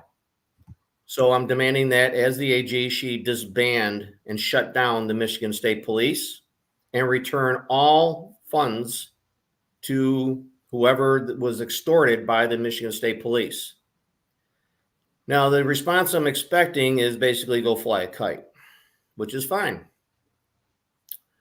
If that's the response I get, then I'm going to send her a FOIA demanding her delegated authority as a usurper to do what she's doing. And then we can start the administrative process and bring her before a federal claims court and have her answer to a federal judge her actions. So this goes in conjunction with Misty's case, being that the state police are the ones who stopped her. So they never had the authority to stop her in the first place. This case should be dismissed immediately, and she should be released from jail. So this is all kind of there's got to be, you know, there's got to be some justice brought to this, regardless. I'm trying to find it. It's what's the? Oh, here it is, right here. I pulled it out, and let me see if I can open this up a minute so they can see this. This is shocking. This is absolutely shocking, and she's just basically swept off to the side with no help. Correct. And they've held her now in maximum security as well. There's no order putting her in maximum security. And she's been stuck in maximum security. And they've been denying her phone privileges, food. They've denied her the access to the law library, everything. I'm her attorney, in fact. And that doesn't mean I'm a bar attorney. I would never stoop to that level. Yeah, they're denying me the ability to give her aid. I'm also her power of attorney, and they just refuse to release any documentation or any evidence that they claim to have against her. So they're interfering, they're obstructing. I've been assaulted and threatened by the Tuscola County Sheriff's Department. So that's witness tampering, witness intimidation. They're just off the rails. They've gone rogue up there. And so they have a trial scheduled for September 10th, 11th, and 12th. And I invite you, as well as anyone else who wants to come up there and witness firsthand what is going on. I've now contacted the Board of Commissioners to let them know. I've sent in a bunch of affidavits of people who have been there as court watchers from before and who are willing to testify to the corruption that's going on there. And we're bringing it to the Board of Commissioners' attention because they're the ones who hold the purse strings on the courts and the jail. So right now, these are crimes against humanity, and the Board of Commissioners are funding it. So we're looking to see if they won't take action and do something about this, either cut the funding or conduct an investigation as far as what's going on up there. And we're willing to meet with them, and we're willing to testify to everything that's going on. This is shocking. This is absolutely shocking. I'm just going to let you talk because I don't even know what to say. I've gotten just bombarded. I did a blast on Telegram with this information. And so a lot of people are asking, what do we do with this information? Well, first, get a copy of this FOIA response. Keep it in your car. If you ever stop by the state police, ask for a supervisor, show it to them and say, you have no delegation authority to stop me. We're on the clock. Well, this is all commerce. So if a state trooper this one right stops here, you, correct? I'm sorry? This response? Yes, the one from the 14th of August, down towards the bottom of the first page, the paragraph just before the last, it'll state in there that the requested information does not exist. And that is the proof that they are de facto. They cannot prove that they're a de jure department or agency to do what they're doing. So I would keep a copy of this in your car. If you're ever stopped by the MSP and demand a supervisor, for them detaining you is there's case law on this that it comes out to $1,087 per minute, payable in gold and silver, for them detaining you on the side of the road. So you can bring a claim against the officer or I should say the trooper. The reason why you go against the trooper himself is because he's acting as a usurper in that capacity. So you can bring a claim against him personally because he has no immunity for what he's doing. Now, the other part about this, and people have heard me make this comment before, that my approach on a lot of this is similar to Douglas MacArthur during World War II and the Pacific Campaign. you had thousands of islands occupied by the Japanese, but you couldn't liberate them all. So what you do is you take out certain specific islands and the others around shall fall. So with that philosophy, by going after the state police in this manner, showing that they're de facto, what this does is this takes out the main island on this. The islands around that shall fall are all of your city and township police departments, because none of them are listed in the Constitution. The only law enforcement agency listed in the Constitution is the Sheriff's Department. That's it. The others are all de facto. And So they are peacekeeping officers. So well, they're the whole policy enforcers. dynamic is different. They're policy enforcers. They're not even law enforcement. Right. And I'll get to that in a moment. So the Sheriff's Department is the only legitimate, lawful agency for doing any enforcement of laws. So, because they're the only ones that exist in the Constitution. None of the others do. In regards to the other ones, and let me back up here. I got several messages like, "Oh, you're trying to defund the police and you're trying to start anarchy." No, that's not what this is about. This is about going back to a republic, and we have to follow the Constitution. Now, a lot of people are wondering, why do our politicians not listen to us? Why do they do what they do? And we're having so many problems, and we're not being successful. They're not listening to us. Well, here's a possibility. I'm going to use a township as an example. You have a township that decides to become a chartered township. Well, what's a charter? Well, that's a corporation. Well, if it's a corporation, as a corporation, what do all corporations do? They create bylaws. So if you look at your charter township, who's the executive branch and who's the legislative branch? They're all the same people. Well, would that not violate the separation of powers stated in the Constitution? Yes, it would. But how are they able to get away with it? Because they're using the veil of the corporation and the bylaws of that corporation to say that they can hold more than one position. So the ordinances and such that they create are not lawful laws that we have to follow. Those are guidelines or rules of that corporation only. And they cannot enforce those upon we the people, because that's a form of revenue raising that they're doing, because they assess fines and fees in connection with those.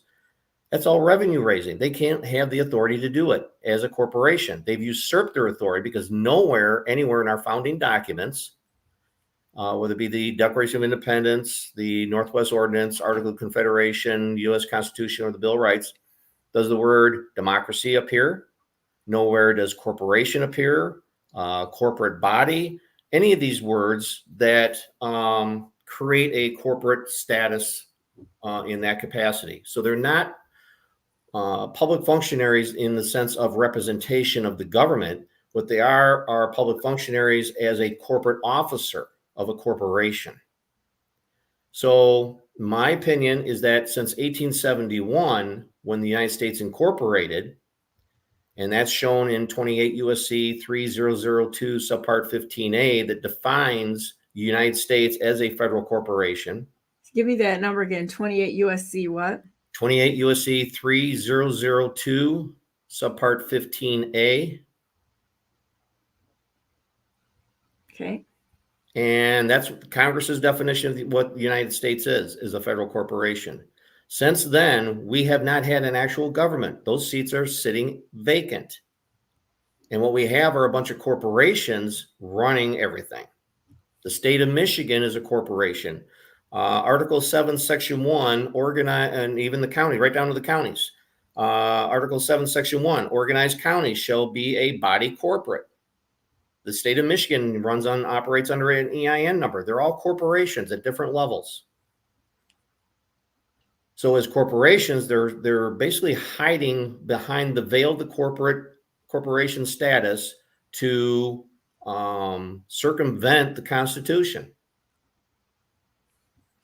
So that's where the Administrative Procedures Act came into play, because now they can create these rules and guidelines, and the courts enforce them as if they were laws.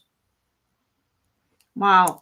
It's such a huge trail there. I mean, I know some of this, but it's amazing to hear you put all of this together and how they've really torn down through deception, the United States and the lawful standing of the United States of America, what we're supposed to look like. This is, I think that every day we're finding out more and more that this has been going on for decades and more than almost 2 centuries. Yes. Yes. Now there's an Achilles heel to this. They do have an Achilles heel. The Achilles heel is this. Our founding documents represent a trust indenture. We, the people, are the grantors, and we, the people, are the beneficiaries. All of these public functionaries are the trustees. Now, during the Civil War, Congress didn't convene, and we didn't have a Congress during the Civil War. So, under the laws of maxims of equity, a trust does not fail for lack of a trustee. So the trust still continued on; it still exists, and it still exists today. And everything that they're doing it as trustees in the name of the trust. So anything that they create, anything they do, whether it is lawful or not, whether or not they have the delegated authority or not, belongs to the trust. And we are the beneficiaries of that. What they do is they try, and especially in the courts, they try to make us the trustees, make us responsible to pay fines and costs and go to jail or prison, when in reality, they're the trustees and they're trying to switch the roles on us. So we need to make sure that we declare that they are the trustees, that they are the ones responsible for all this. Now, if you look on, one of the things that we do is we challenge the prosecution with a coronal. Where's your delegation of authority to open this account? And that's what it is. It's an account is what you're doing when you go to court. The court case number is an account number. So they have to fill out what's called an AO 430. And on that AO 430, the prosecution is listed as the debtor, and we, the people, as the defendants, are listed as the creditors. And they're supposed to notify the Department of Treasury that this court case is a taxable event, and they're not doing it. What they're doing is tax evasion by not reporting the income that they're making off of these court cases. Oh, my goodness. This is a big house of cards. Now, how we can start chipping away at this is like what I just did with the MSP. We show that these different departments and agencies are de facto. We can now start putting them back in their place or eliminating them and start defunding their whole operation. And that's what we have to do, is start chipping away at it that way. Well, earlier you guys were talking about the school systems and such. Where in the Constitution can government officials unionize? Where is that? I don't believe it's in there. So how do teachers, which are public functionaries, they're public school, public functionaries, that's what teachers are, how are they able to unionize? Can you imagine what would happen if the House of Representatives were to unionize or the Senate were to unionize? And here's the thought: what if we, the people, were to unionize? How would they handle that? So, but yeah, we need to start fighting back and chipping away. We have to start calling them out. And FOIA is a great way to do it, because the response you get from them is automatically certified. That they have to answer is a certified response, and that can be used in court. So you get a stop for a speeding ticket. Yeah, okay, whatever. You go into court and say, hey, look, I got a FOIA response right here. It says that this department is de facto. They have no authority pursuant to Norton v. Shelby County. This case should be dismissed, Judge, because you are the trustee and you must do what's in the best interest of the beneficiary, which is me. So what can anybody do to help Misty right now? I mean, this sounds like this is a clear and present threat to her life. Right now, what we would love to see happen is as many people come up, be court watchers on the 10th, 11th, and 12th. I'm going to be testifying. I plan on testifying as a material witness because I'm the one with firsthand knowledge regarding this FOIA. She has already submitted it as an exhibit in her case for trial. So this should just shut the whole thing down right now. But for whatever reason, they've dug their heels in and they're not going to budge. And so it's okay. Then we're going to go and present this before a jury and go down that route. So we'll see what happens. But if we can get as much supporters out there. The judge made the comment yesterday that they don't like all these court watchers showing up, that they fear that it's a problem, that so we can't even watch our own court proceedings. They want to shut down they're trying to keep her to a Zoom, and it's like you can't do a jury trial, a trial by jury by Zoom. You can't do it. So what they've now done is they stated that for jury selection, they're not releasing any of the names of the jurors. They'll be assigned a number, and you only know the juror by number, not by name. Yeah. So what is it, like the kid of the judge? Yeah. It's like, how do we know that these are not relatives of the court officials? Right. Or the people that are there. That's what I want to know. So they're really playing a lot of shenanigans here. And so, if we can get people to show up and support, if we can get the media to show up and, either in official or unofficial capacity, be there just to witness it and then report on it. Where is this, in Tuscola? Tuscola County, city of Carroll. Okay. Give me the information, and if I can make it there, I'll record it for Brandenburg News Network. Okay, I've done that a few times when people have been in court where I've shown up and start recording. That does make them a little nervous. And I tell you what, anybody that's there, you don't have to be necessarily, official media. They might try to stop you. I mean, if you are media, like I fill out papers when I go there, and they give me the right to as media to record, right? Mm-hmm. And so that usually happens, that you have to submit a request ahead of time to be able to record. And they can deny your request. They can do that. But The problem is if they deny one person's request, if you're a citizen journalist, they got to deny them all.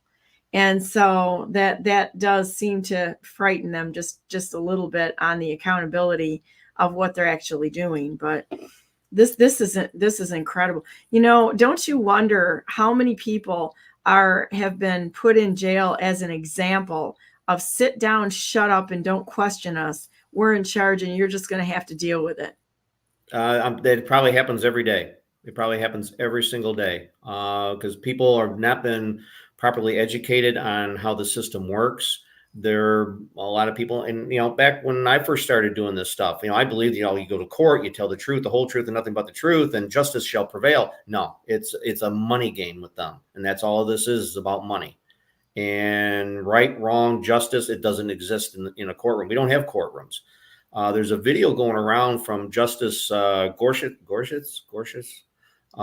Basically, he calls out the state courts as pretend judges. They're all pretend judges. They put on a black robe, but they're just a pretend judge. They're not. Is that on your Telegram channel? I'm sorry? Is that on your Telegram channel? Yes. Yeah, it's on. It's posted on a lot of. I saw it on another Telegram, and I've been kind of sharing it around. But he talks about the courts and the fact that they're all fake. What's your Telegram channel name? It's not mine. It's different groups that I associate with, but I can send it over to you. And if you give me one, put it in the private chat. I'll pull it up. Is it one of them? So I believe it's We the County. Okay, got it right here. And let's see what we've got here. I'll see if I can find it.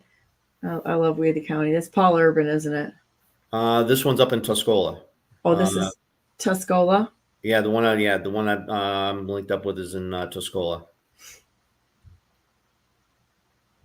Okay, let's see what we got here. Come down to the bottom. Oh, I think judge in. Here's one. Judge in Trump's case is dumb. That's from 8/9. Is that the one? I can't see.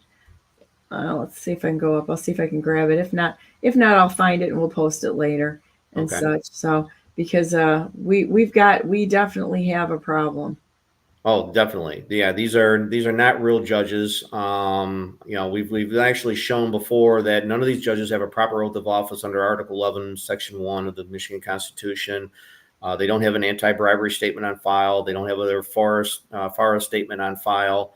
And I even challenged one judge down in Ann Arbor because she started in on me about it. And I said, Judge,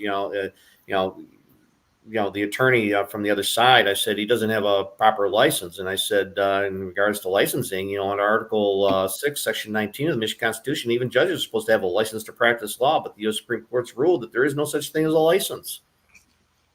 So which court case says that? Which court case did the Supreme Court rule on that?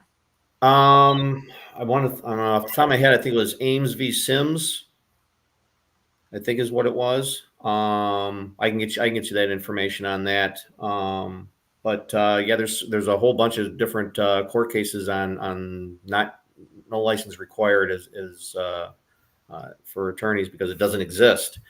Yeah, well, even the Michigan Constitution said that you have the right to counsel, but counsel doesn't include the private membership of the Michigan Bar or the Bar Association. That's just a private membership. And I actually converted. I actually converted my construction business into a PMA, and the judge started giving me crap about it and said that, well, you still have to follow state laws. I said, as a PMA, I'm not bound by state or federal laws. And what did he say? She's like, well, you have to do this. I said, Judge, my construction business, the PMA, is identical to that of the Bar Association in its structure. So if I'm required to follow state and federal regulations, and so is the Bar Association. And she shut right up. Didn't want to talk about it anymore. Oh, that's amazing. Do you have paperwork for filing a PMA too? Well, my company was originally a C Corp, and all I did was take basically the same paperwork and rewrote it and converted it into a PMA. So I already had everything established as far as bylaws and the whole structure and everything. So I just converted it to the PMA process. And so yeah, that's what I did, and that's what I presented to the judge down there, and she started giving me a hassle about it. And I said, Judge, I set it up just like the Bar Association. So if I've got to do it, then so do they. And yeah, that she didn't want to talk about that anymore. So you were you were probably kicked right out of her courtroom, weren't you? Yeah. Well, wow. the thing is, they basically put all this stuff right out there for us, right in our face. The Bar Association's a PMA. Well, how is it they're exempt from all these things? Well, because they're a PMA. They put it right in front of us. All we got to do is pay attention to it. Where does a license to practice law come from? What department or agency of the state of Michigan issues that license? I've got a FOIA from Laura stating that they do not license or regulate attorneys. So what other department or agency issues licenses if Laura doesn't?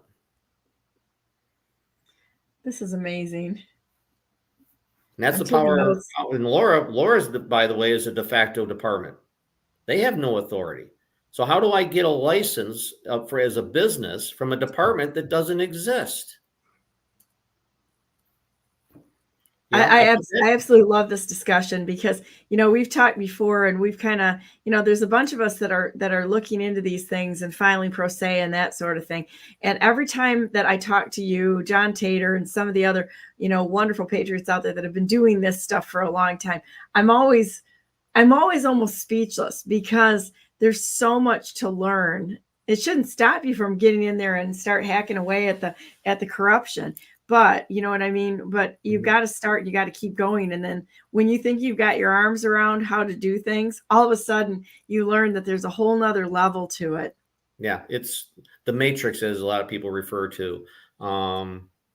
So yeah, and as far as, going back to your earlier show regarding the schools and educating the kids, this is what we should be teaching our kids. Yes, this is what everybody should be teaching their kids, is how to operate in this system and how to be able to represent yourself without, without having to buy into the high, that's why a lot of the legal work doesn't get done. It's because the attorneys have basically got it all captive, and it costs too much to actually have a fair shake in the system, and they're controlling it, and they know what they're doing. I mean, they absolutely know what they're doing. But this is shocking about Misty. Absolutely shocking. How long has she been incarcerated? Since last December. And no trial, no charges, really. She hasn't even had an actual arraignment. If you look on the Register of Actions, it shows that there's been arraignments, but they were always canceled or postponed.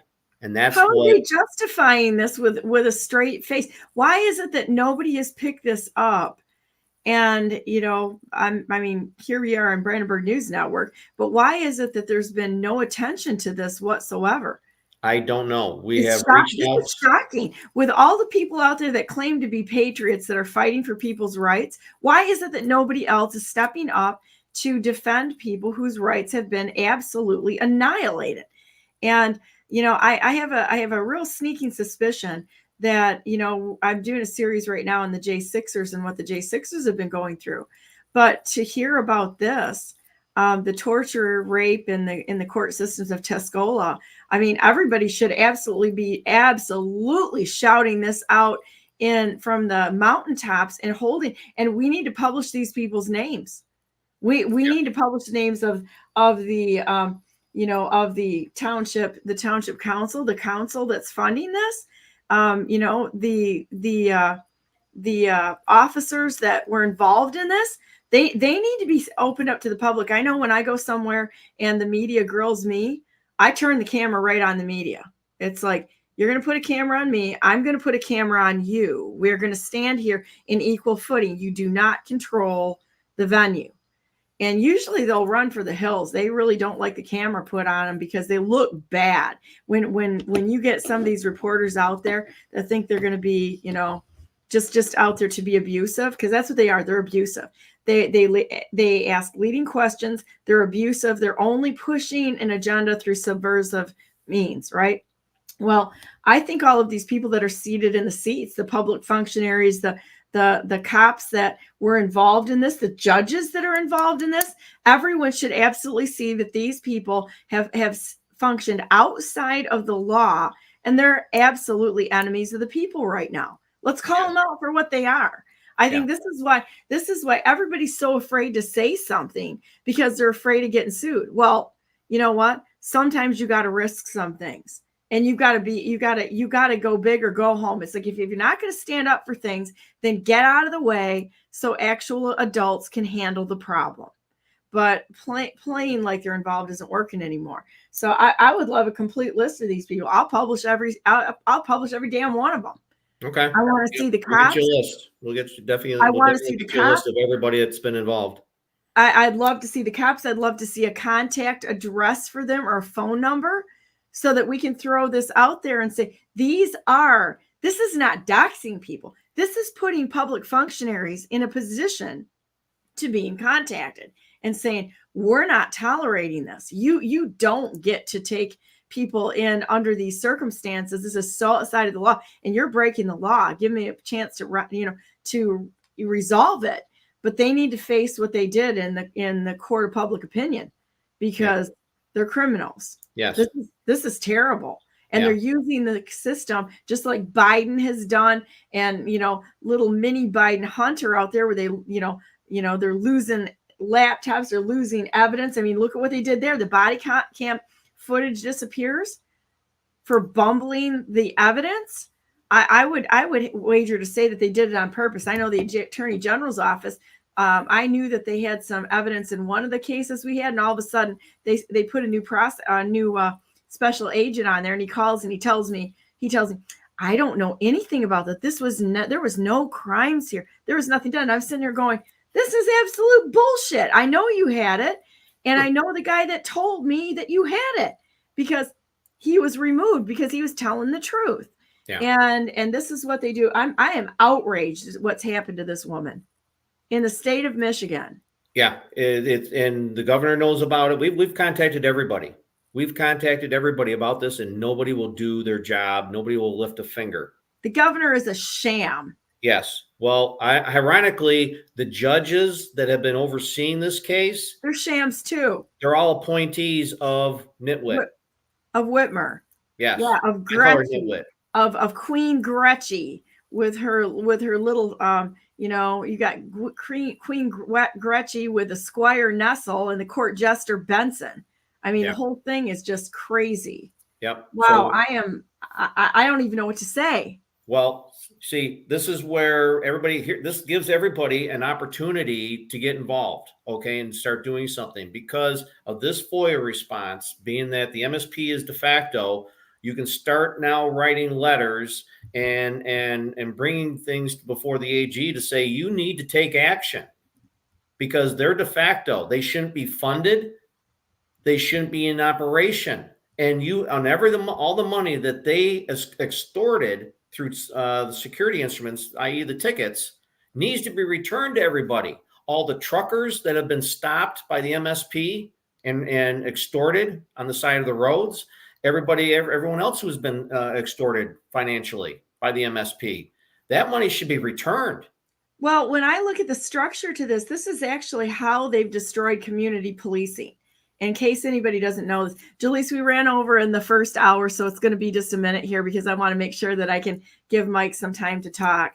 And you guys all know how this is. Brandenburg News Network is like an amoeba that stretches and moves in different direction based on what comes up. And I think this is really important. The MSP, Michigan State Police, as one of Whitmer's 20 departments that she is in charge of and or created, not non-legal. They're not a lawful department. We all know that, right? Yeah. But the problem that I looked at with this is they're taking all the funds from the sheriff's office. So people will join the sheriff's office. They'll get some training on the sheriff's office. Then they'll leave and go to the state police because they get paid better and better benefits because they're a union police force. And I just think that I don't think everybody's got their arms around what's happening here. We are literally paying to destroy community policing to keep our communities safe by the way that they funded the state police.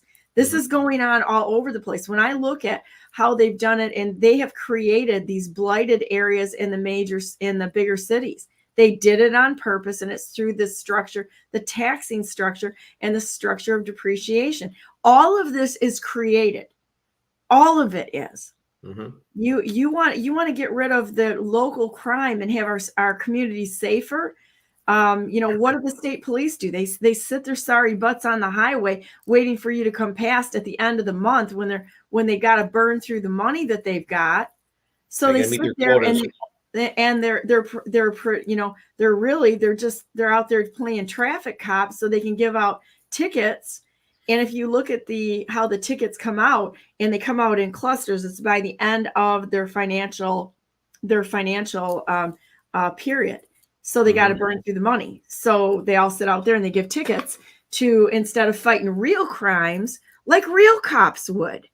Right. I've got a real problem with it. I know that Gretchen had the state police following around congressmen. I was told that the state police were following around people in our legislature. And it wasn't for good reasons from what I heard. I'd like to see more substantiating evidence on it. But you know what? Where there's smoke, there's usually fire. Mm-hmm. And, it's just like watching when Mike Brown was running for office. I don't know if anybody understands this, but a guy that gets up to the chief of anything, they're a politician right then and there.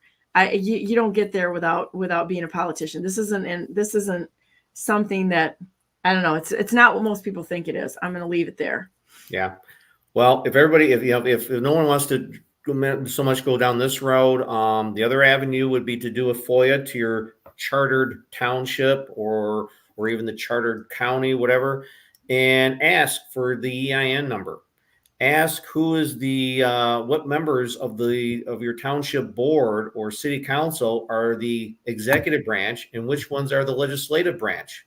My guess is they'll be the same ones. I tell you what, can you keep talking a minute? My mom's in the hospital, so I'm getting calls. So go ahead and educate people. I'll be right back. Okay. Sure.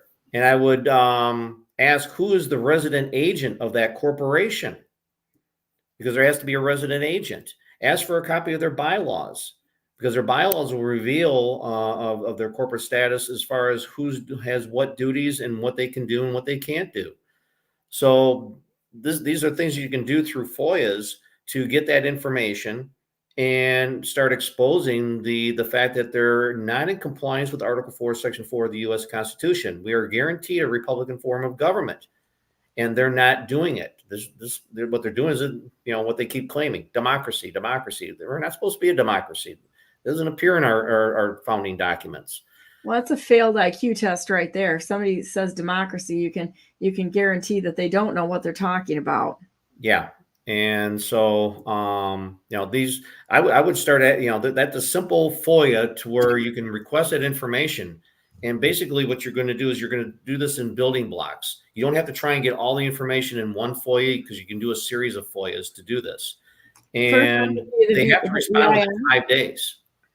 The first one is an EIN. What's the second one? EIN, I would ask for which of the board members are the executive branch and which ones are legislative branch. Okay, just a minute.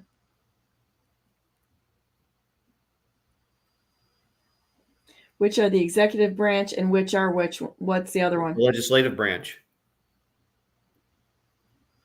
Okay. Because if they're operating under the Constitution, then they should have a separation. They can't be the same person. I would ask for a copy of the bylaws of the corporation. Who's the resident agent?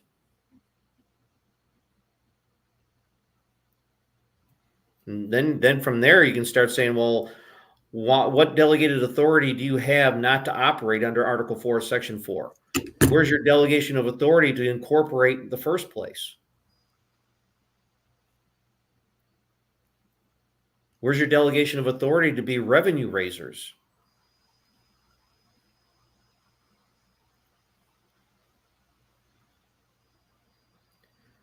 And if they're acting as a corporation, and the Supreme Court has ruled on this, if they're going to take on the role of a corporation, they have to act as a corporation, which means a corporation can be sued.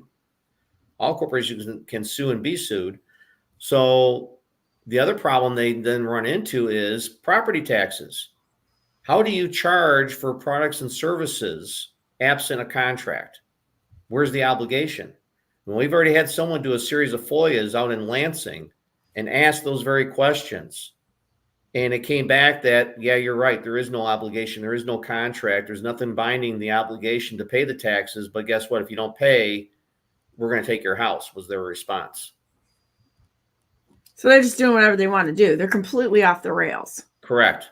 But by getting these answers from these FOIAs now sets the whole foundation up to now you can now hit them through what we call an administrative process. You hit them with a notice of liability because you admitted that you don't have the delegated authority. There is no contract for obligation. So we're going to hit you for a notice with liability for the harm that you have caused, i.e. you have extorted money through property taxes or whatever it may be. And they're not going to respond. So what you do is you send them a notice of non-response. And again, they won't respond. And then you hit them with a notice of default. Now you can take all that to a court clerk, get it signed off and authenticated. Then you take that to a court of claims. And now they got to appear before a court of claims. And they've already defaulted them out. So you can take action that way on them. Huh. Wow, this is amazing. I like the 1, 2, 3, 4 list here to develop that to actually take action. I love it. Absolutely love it. Huh. So there's other processes that we have that, you can go through strictly equity, which where when you're in equity, there are no codes and statutes that apply. Attorneys can't be heard in a court of equity. You're actually appearing in judges' chambers in a court, in equity. So there's a lot of different processes out there that we can apply. I could probably talk all day, and I could probably bring in some of my other friends and associates to discuss this also. We could probably talk your ear off all day long on the different processes that can be done. But there is remedy out there. There are things we can do. I'm just giving you the starting building blocks to get there. And these FOIAs are a starting block.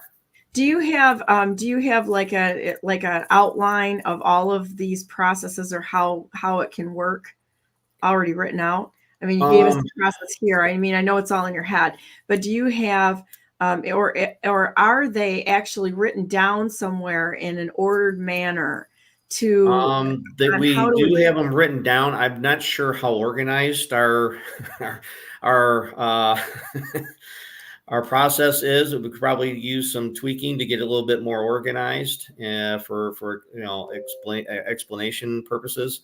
Okay.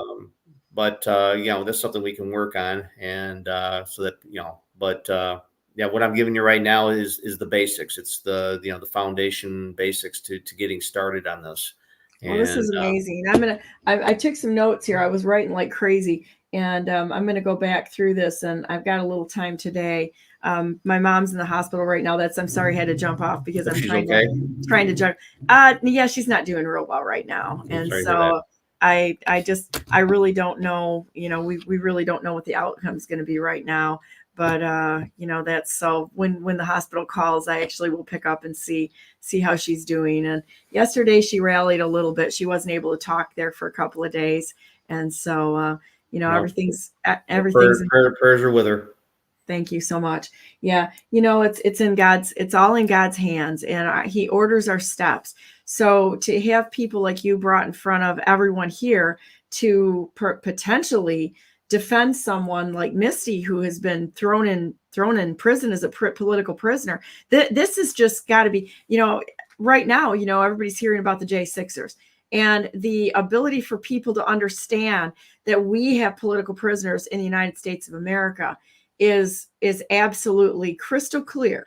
I know Judy Mikovits, and they did the same thing with her. They threw her in jail. She was proving some things medically, never arrested her, and she was in jail for 5 years. They confiscated all of her medical work that she had done as a doctor, and destroyed all of her records and all of the work that she had done. They came in and they just grabbed all of it for no reason, was never arrested, never charged, but she rotted in prison for 5 years.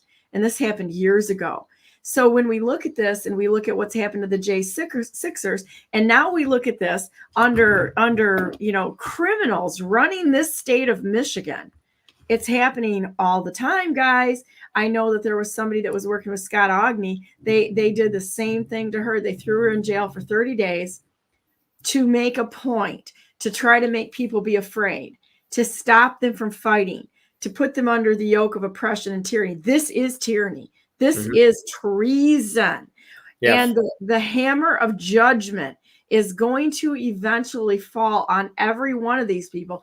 They're going to get charged for the crimes against humanity.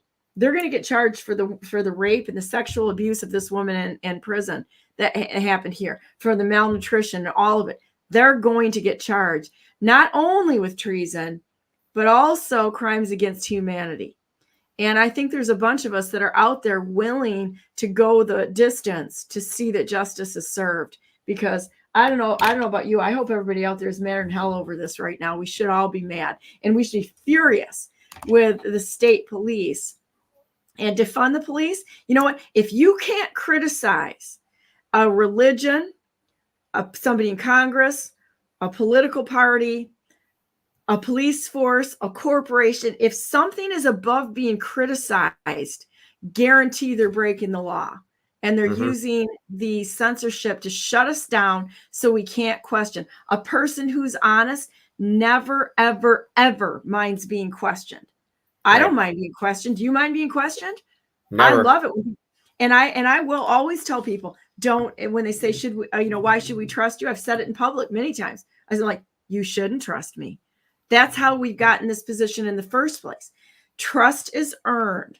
And every single one of these officers that are there, anyone in the military, if we can't question the military, we've got a problem.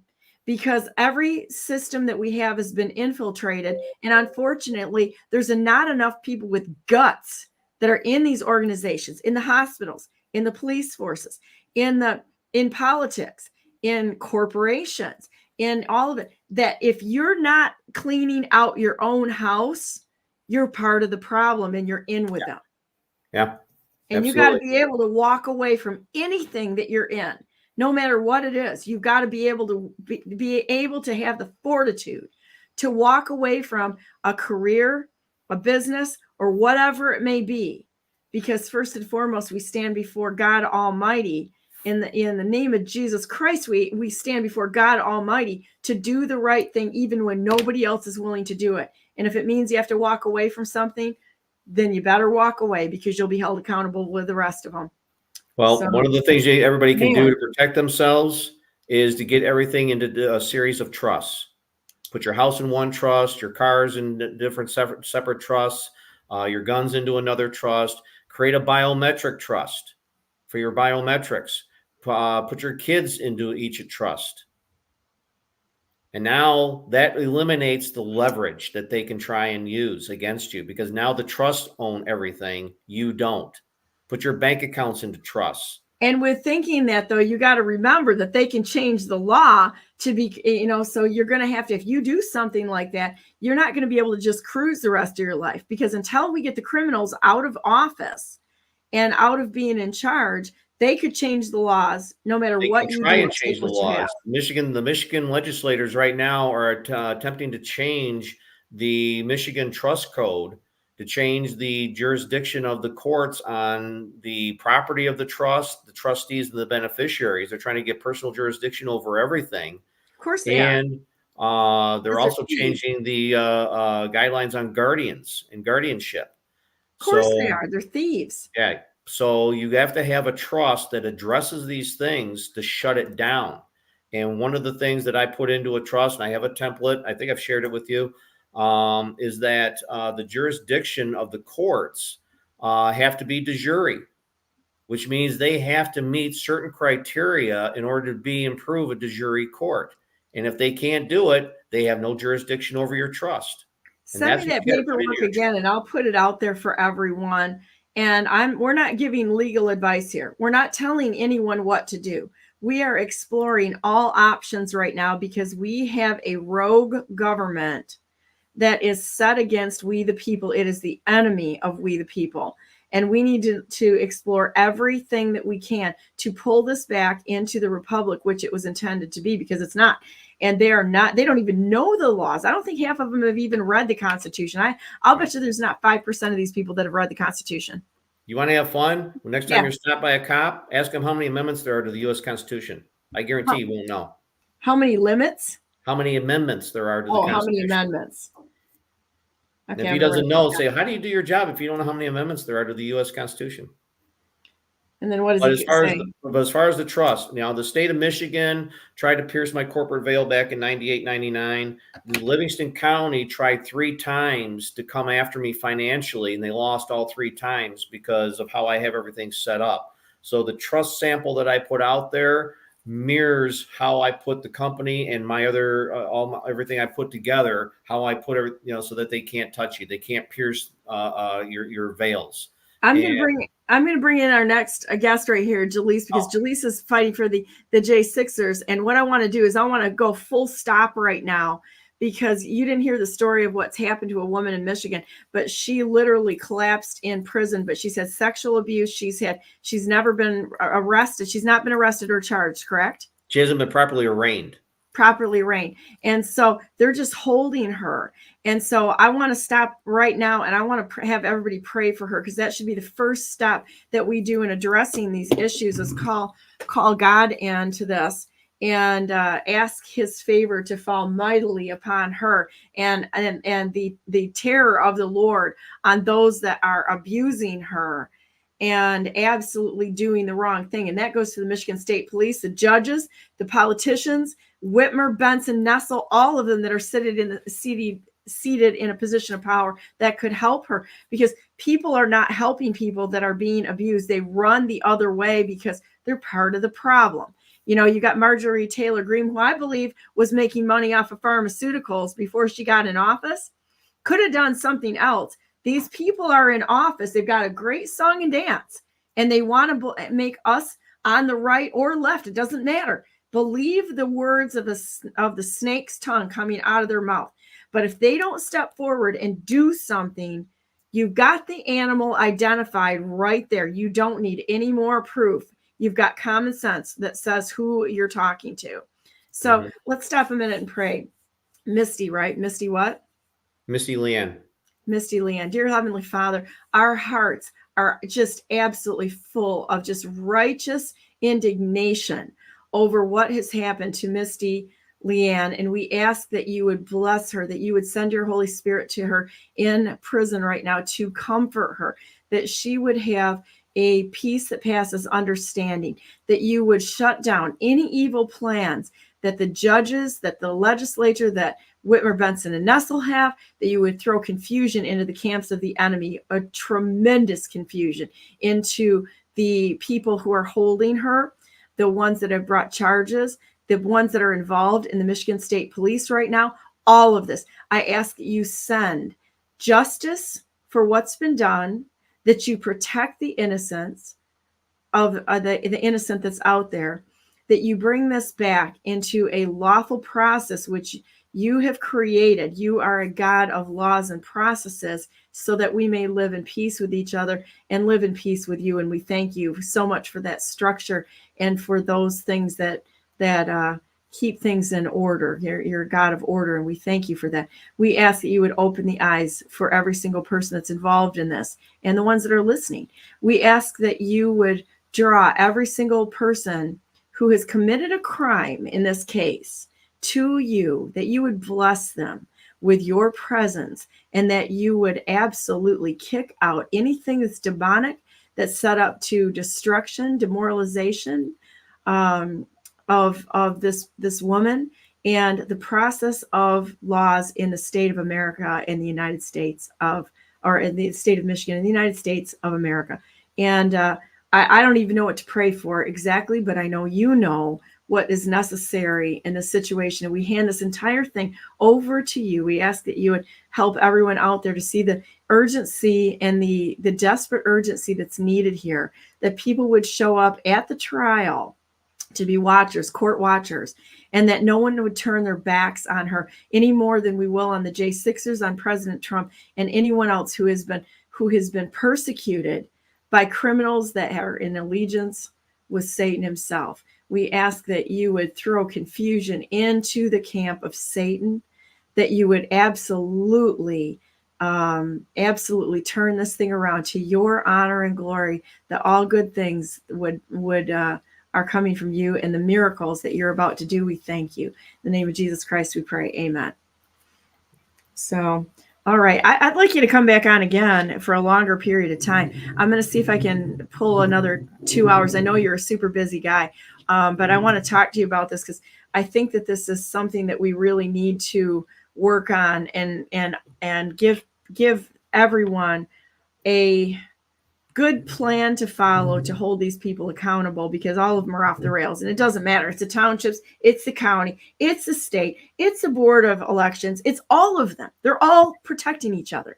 Yes. And so the only way that we get past this, and they're weaponizing all of the 3-letter agencies, the unconstitutional agencies, the ones that are in violation of Norton versus Shelby County. And Judge Cannon brought that up in her response to her opinion about United States versus Trump. Mm-hmm. And she actually put it in there, which means that she upheld the fact that this is a stare decisis law, and that it's standing, and we can use the laws on the books to defend people and not just let them run roughshod over this nation. Unbelievable. I've had judges here in Michigan say, "Well, we don't go that far back. We only go back to about 1940 on case laws and all." Well, guess I what? wonder why. We got a lot of news for them, because we, the people, are going to go back, and we're going to go back not to 1940, but to the original Constitution, the way it was intended. Mm-hmm. And then we're going to go back one step further, and we're going to go back to the Bible, which laid out everything that this nation is built on. You can't turn a blind eye to this. If you do, you're in league with Satan. And I'm gonna leave it right there. You got any last words here now that you got me all completely pissed off? Got you all fired up? Yeah, I'm completely pissed off over this. You know, when I see somebody who is absolutely having an injustice done to them, I go straight. I mean, it's quick. I go from 0 to 1,000 miles an hour of outrage at what somebody is willing to do to another human being, and then justifying it for what? I don't get it. If you go after another human being, you're despicable. Yeah, we've thrown everything at this, including the kitchen sink, and we cannot figure out for the life of us why they're doing what they're doing, why they've dug their heels in so deep on this. Setting an example, It because doesn't. if he Yeah, wins, it's got to be because they're just hell bent on setting an example that we're not going to tolerate anybody challenging our authority, and that's what she did. And here we are. We're talking about what, a fix it ticket type thing. No proof of insurance, a box cutter, and refusing to show a license. She stated that she goes, I take the fifth. I'm not going to say anything. Well, that's not obstruction.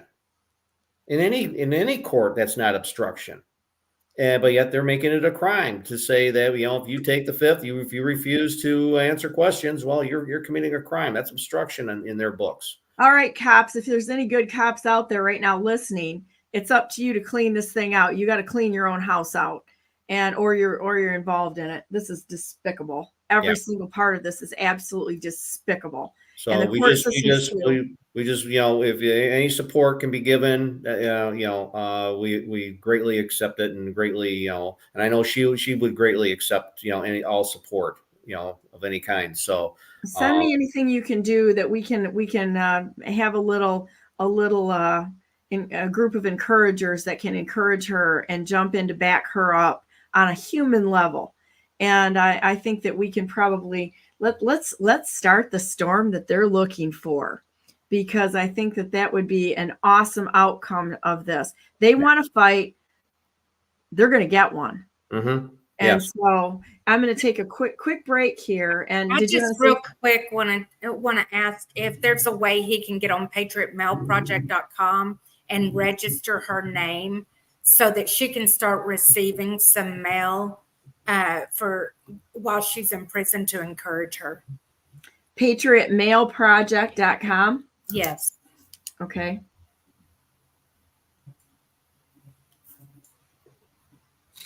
patriotmail.com. patriotmailproject.com. Yep. Okay. There we go. Well, they've deprived her from the law library there, so she can't even look things up in her defense. Yeah, so they put off the phone, so I can't even talk to her now. They pulled her phone? Yeah.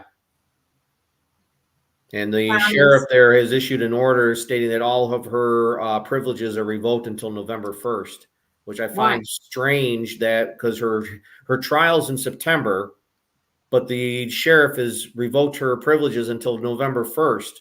That to me sounds like a predetermination of the outcome of the case. What was his justification? And who's the sheriff there?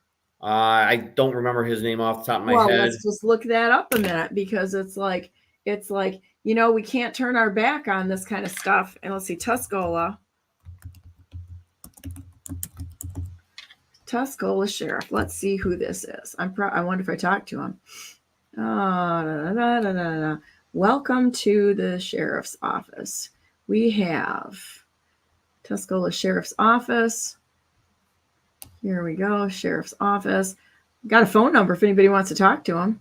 989-673-8161.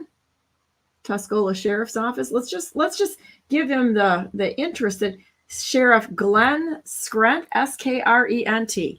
Let's check this out a minute, because this is, if they want to hide things, we're just going to help them out, putting it out in the light of what they've done.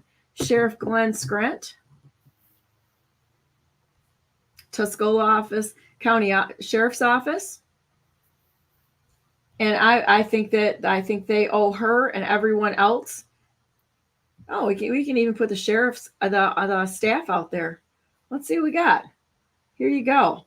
There you go. Aren't you proud of yourselves? We got Under Sheriff Robert Baxter, Administrative Assistant Sharon Beach, Lieutenant Ted Hull, Lieutenant Brian Harris, Sergeant Justin Nitz, Detective Sergeant Joshua Herman, Sergeant Ryan Robinson, Sergeant Jordan Wade, Sergeant Ryan LaFleur, Sergeant Timothy Zub, Ashley Coleman, Spencer Coleman, Thomas Peterson, Uniform Division deputies, Chris Whetstone, William Webster, Kyle Brocker, Jonathan Perry, Tiffany Reynolds, Ryan Woods, Caleb Brock, Mallory Feeney, Sergeant Dan, Corrections Division, Sergeant Dan Lazowski, Sergeant Mike Schumann, Sergeant Brian Hammerline, Sergeant Rodney Friday, Friday's one of the bigger problem ones. So Sergeant Friday is a problem. So bad attitude cop there that are unlawfully detaining Misty Leanne appears to me. And if they don't have an answer for this, they're all of them guilty. All of them. Look at this. The whole bunch of them. I'm going to put this in my Telegram channel right now. And we'll go back and I'll go back and I'll put this out later. But this kind of work is important, guys. This is where we, the boys and the men and the boys get separated here. If you're willing to call them out, put your name on it. I remember when I was first running for governor, I was kind of sneaking around as an anon, didn't put my name on things, working behind the scenes, run for governor. My name's all over everything. Put your name behind this. Refuse to stand down and demand to be heard. Yeah. Whatever the consequence. This is a perfect sign of what I say all the time when interviewing the January 6th defendants. If you don't get involved now, you're next. Mm-hmm. And this is a sign of that. Like, where has the cavalry been? And now they've just moved on to the January 6th defendants and anybody else they want to take out. Yep. It's going on all over the place. They are weaponized. They've weaponized all of our organizations, our governmental organizations. Well, I'm going to jump on here and then let me take a break real quick, and then we're going to move to the J6ers. Thanks, Mike. I'll be talking to you again. And I think I'd like to do maybe a nighttime special that we flip the camera on, and you can bring on whoever you want. And if we can do this, and then maybe a work meeting or something, because we could have a bunch of people that are on and lay this out and have a discussion on how to get people moving forward. I have a question. If you're suing somebody, say like Gretchen Whitmer in pro se case, can you name them in their official capacity, or do you have to name them as an individual? You name them as the woman known as Gretchen Whitmer, who sometimes acts as a governor. Okay, the woman known as, who sometimes acts as governor. Okay. Who sometimes.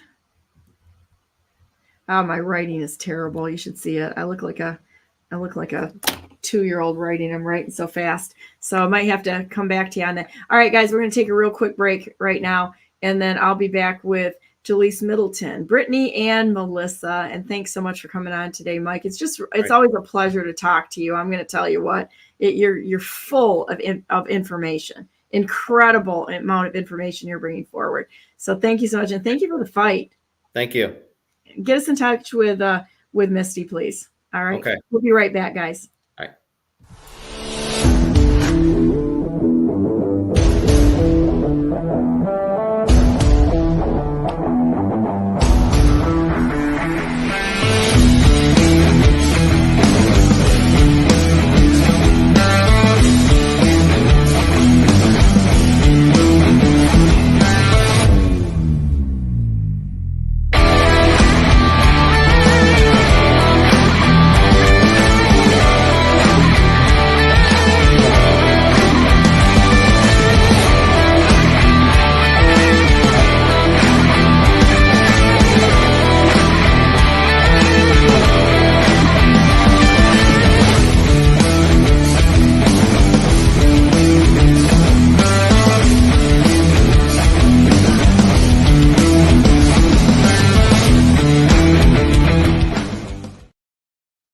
Good morning and welcome to the third segment today, the third hour of Brandenburg News Network. I am Donna Brandenburg, and it's the 21st day of August 2024, and welcome to our show.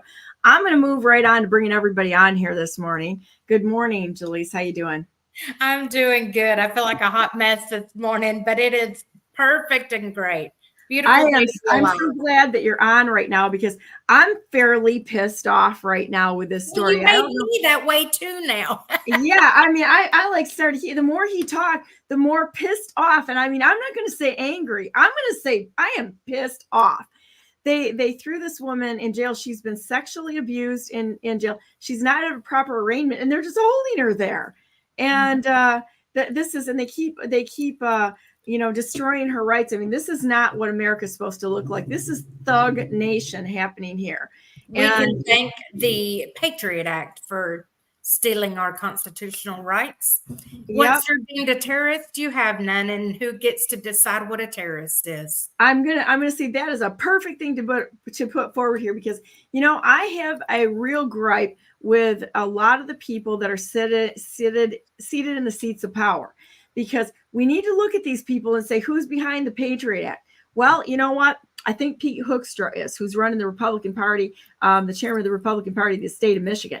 And I think that Mike Rogers might have had something to do with it. I met Mike, and I've given them a chance to rescind what they've done, because Pete Hoekstra signed that thing twice. And all I do is I see people that are sitting around like, oh, we're part of the cult here, instead of holding these people accountable. It's like, you people voted him in. He committed treason by signing that Patriot Act, not once, but twice. And nobody is doing anything to say, all right, buddy, we voted you in. Now let's get your head out and get this thing fixed. No, they just keep going, and they just blow right past it, as they've taken real Americans captive. You need to go back and listen to this story. I'm going to have to decompress here a minute, because I'm ready to be on my white pony with the swords just a flying on me right now, and nobody goes Stupidville on me. It's not grab your torches and pitchforks time, but we need to hit these people with lawfare that they have no wiggle room to get out of. And once they come, if we have one honest governor in the state of Michigan, let's just put it that way, this would have been over. Instead of following the direction of the political cults, if people made up their mind for themselves under God, under the direction of God himself, this would have been done. And so, we're only going to add insult to injury today, because I've got two wives here that their spouses have come under the persecution of the government because of their involvement January 6th. And so anyway, we're going to jump right into it, because these ladies have busy schedules today and may have to jump off early. If so, we'll try to get them back on here, because their information is very crucial. I'm sorry I ran over. No worry. We have, we've focused a lot on the January 6th defendants over the past couple of weeks, but it's super important to understand the ripple effect. I'll be right back. So continue on, please. So what we're going to do is we're going to speak to these two women and hear an inside story of what it is doing to the families, because that is where the long-term damage is going to come into effect if we don't turn this thing around, because it is jading the spirit of children against law enforcement, against our government, our country, and that is going to carry a long-term effect. So without further ado, hi, Melissa. Hi, Brittany. Hi. Good morning, Jalise. Thank you. Thank you for the invite and getting us on. I'm sorry it ran so over. Sometimes you run into circumstances where you can't let the viewers fall short of really understanding. So anyway, Melissa, who is your spouse and what has been going on? So it's my fiance is Chris Alberts. Gosh, what's been going on? It's been almost 4 years now. I mean, we'd probably be here all day if I told you every little detail. So you might have to reel me back in at some point or another. So Okay. yes, I first want to say, thank you, Donna, for having us on, and prayers for your mama. I hope she pulls through and that God's got his hand over her heart and just watching over her today. Yeah, it's thank you. It's really been heartbreaking. She called me last night and she's like, help me, Donna. And when you hear something like that, it's kind of one of those things that, it's a hard thing for everybody to watch, but we all have to go through them. And even this time is in God's hands. And there's always good that comes out of everything. We just have to be patient and know that God's there. We saw a couple of rallies by her, but it's a tough time, right? Yeah, absolutely. And you got it spot on. We just got to remember to surrender. And I think that's the hardest part of walking this human life here on earth, is just remembering to surrender and that we don't have control over these situations. But I mean, I feel, especially this week, that God's definitely got his hands in this. So last week, Chris got moved and he was in Oklahoma in a transfer facility. He was in Elkton, Ohio for the past year now. And then, so I get word that he's moving to Michigan. And then like within the same hour, Jalise reaches out and says, I got this interview and I've got chills up and down my arms even right now talking about it. I've been telling everybody that this is just God moving. So this is really weird because I'm going to bring this up right now because I brought it up to Jalise. So this weekend, listening to everybody's things, and I'm sitting here, I'm like a little kid playing in a sandbox, right? I don't have all the answers, but I keep going. And this weekend I got talking about it and I said, you know what, we need to find some housing for people because they're trying to split families and impoverish Americans, right? And I said to her, I said, you know what? I had interviewed somebody for a job and he's a Christian. And he said, I prayed about it. And he said, I don't know why. This is an amazing opportunity, but God keeps telling me to turn it down. And I'm like, this is incredible because after I interviewed you, God put it on my heart to help the J6ers. So, I could probably give somebody a job or several people and also housing. That's awesome. Yeah, that'll be huge. I mean, that's a big thing too, is like now a lot of people who have been in for all these years, they're getting out and, they're going to need a lot of support to transition. These guys are men and women are never going to be the same mentally, emotionally, physically, and they've been financially decimated at this point. So like, it's like starting over in life. Except, some of these people have kids, have families. So it's not like they're just worried about themselves. They've got, little humans that are looking up to them or have had their fathers or mothers ripped out of the home. So it's heartbreaking. There's actually somebody who was moved local here and I've been working to try to help get him a job in this area. And he's all the way from Texas and he got put in a halfway house in Baltimore, Maryland. So it's crazy, but it really takes an army and all of us, we have to, pull resources. And that's been something I've talked about for a very long time is, if it's administrative, if it's doing social media stuff, if it's finding just through your network, people that can help these guys, that's what we have to do. We have to get creative. And everybody needs to do it in their local area with where they are and what you have. Yes. God gives us all gifts and you can take an assessment of the gifts that you have and how can you use what you have to help others in this situation. You don't have to have a big foundation organization. You've got you, and that's enough. You have to have a heart. People used to always question me throughout the years because I've always been the worst about opening my home to anybody.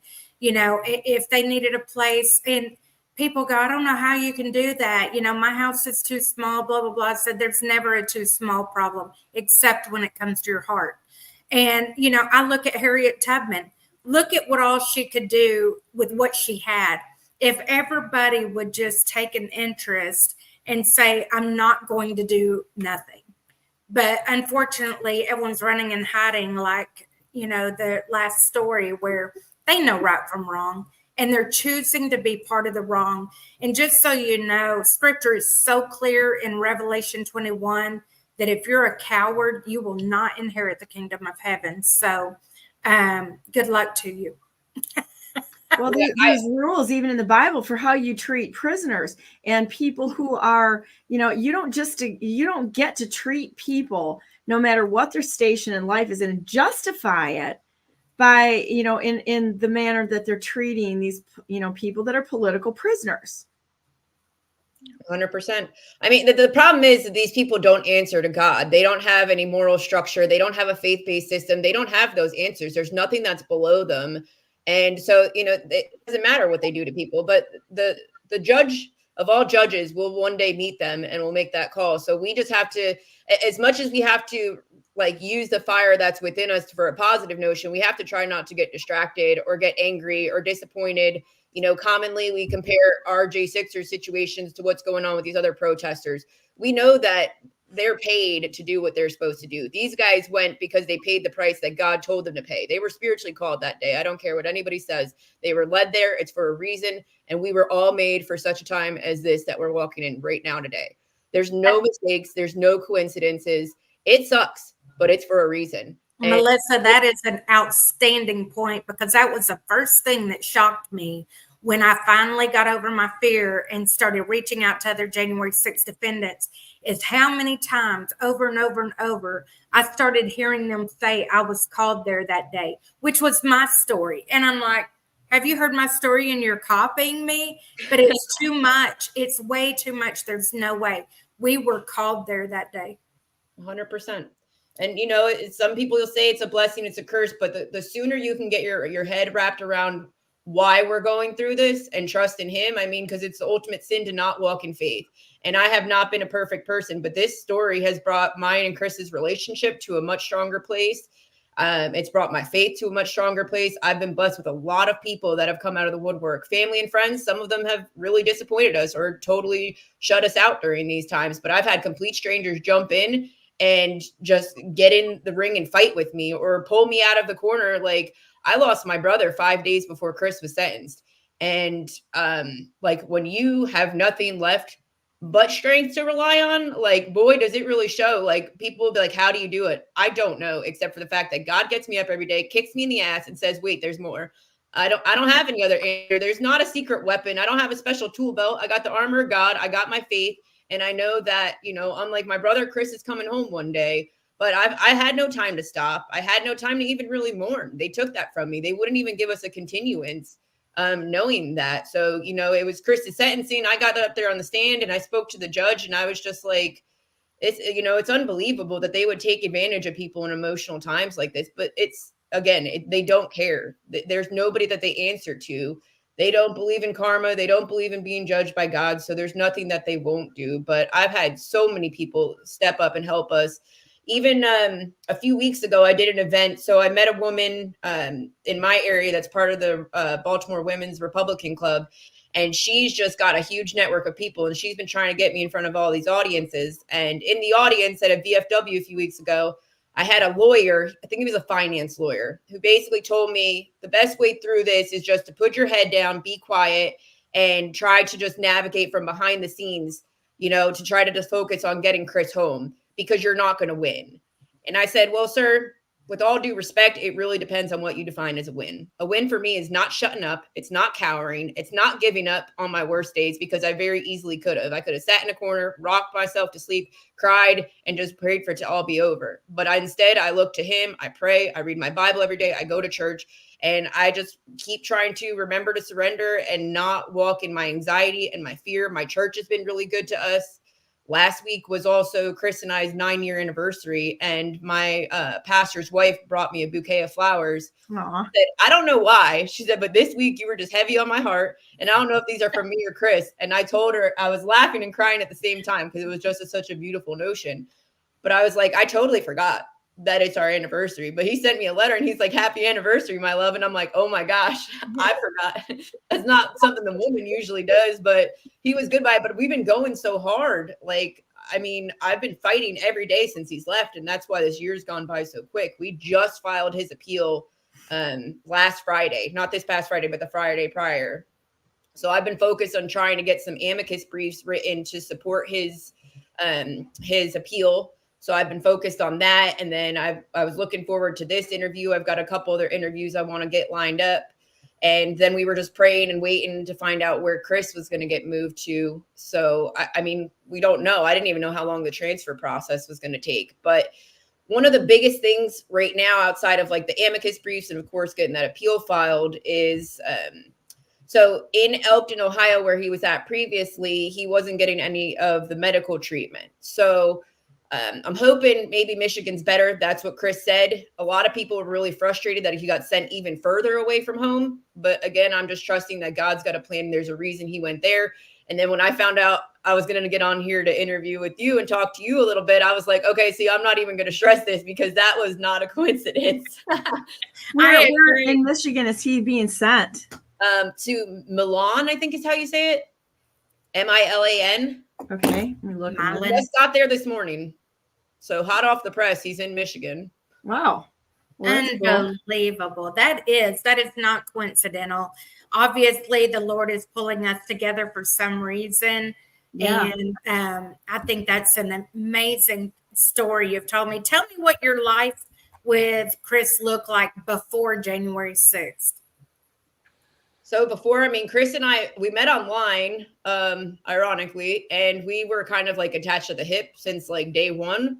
So this is the longest we've ever been apart. Like we did everything together. We were that corny couple that people probably thought were cheesy and annoying because we did everything together. And there was like nothing we didn't share, probably overshared.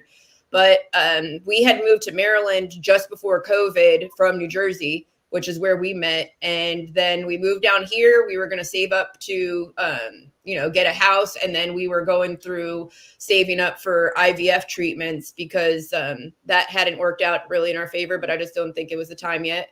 And that was another thing right before Chris went away. We had gone through a cycle because we didn't know when he'd be home, and I'm not getting any younger. But I've got a little something stored away for a good day when I can get the funds together and when I get my stress levels to a point where when God tells me it's time, then I'll try one more time. And if not, hopefully he gets home sooner than later and we can start a family. But that's kind of where we were before all this happened. And then it's just been fighting ever since and not knowing what to really expect. We went through what? So this government could have very well stolen an entire family from you. I mean, essentially they did. They stole my best friend, they stole my brother, and they stole my opportunity as a woman to probably have a family if we don't get him home. This just infuriates me. It really, really infuriates me when I see, these J6ers that are childbearing years. I've seen it with many of them that now they're holding them in prison a length of time that may very well steal that from them. And I'm going to pray against that. I want you to know, but it just makes me, I too, my children are infertility babies, and I understand that walk, a pain beyond belief that I don't think you can understand until you walk it.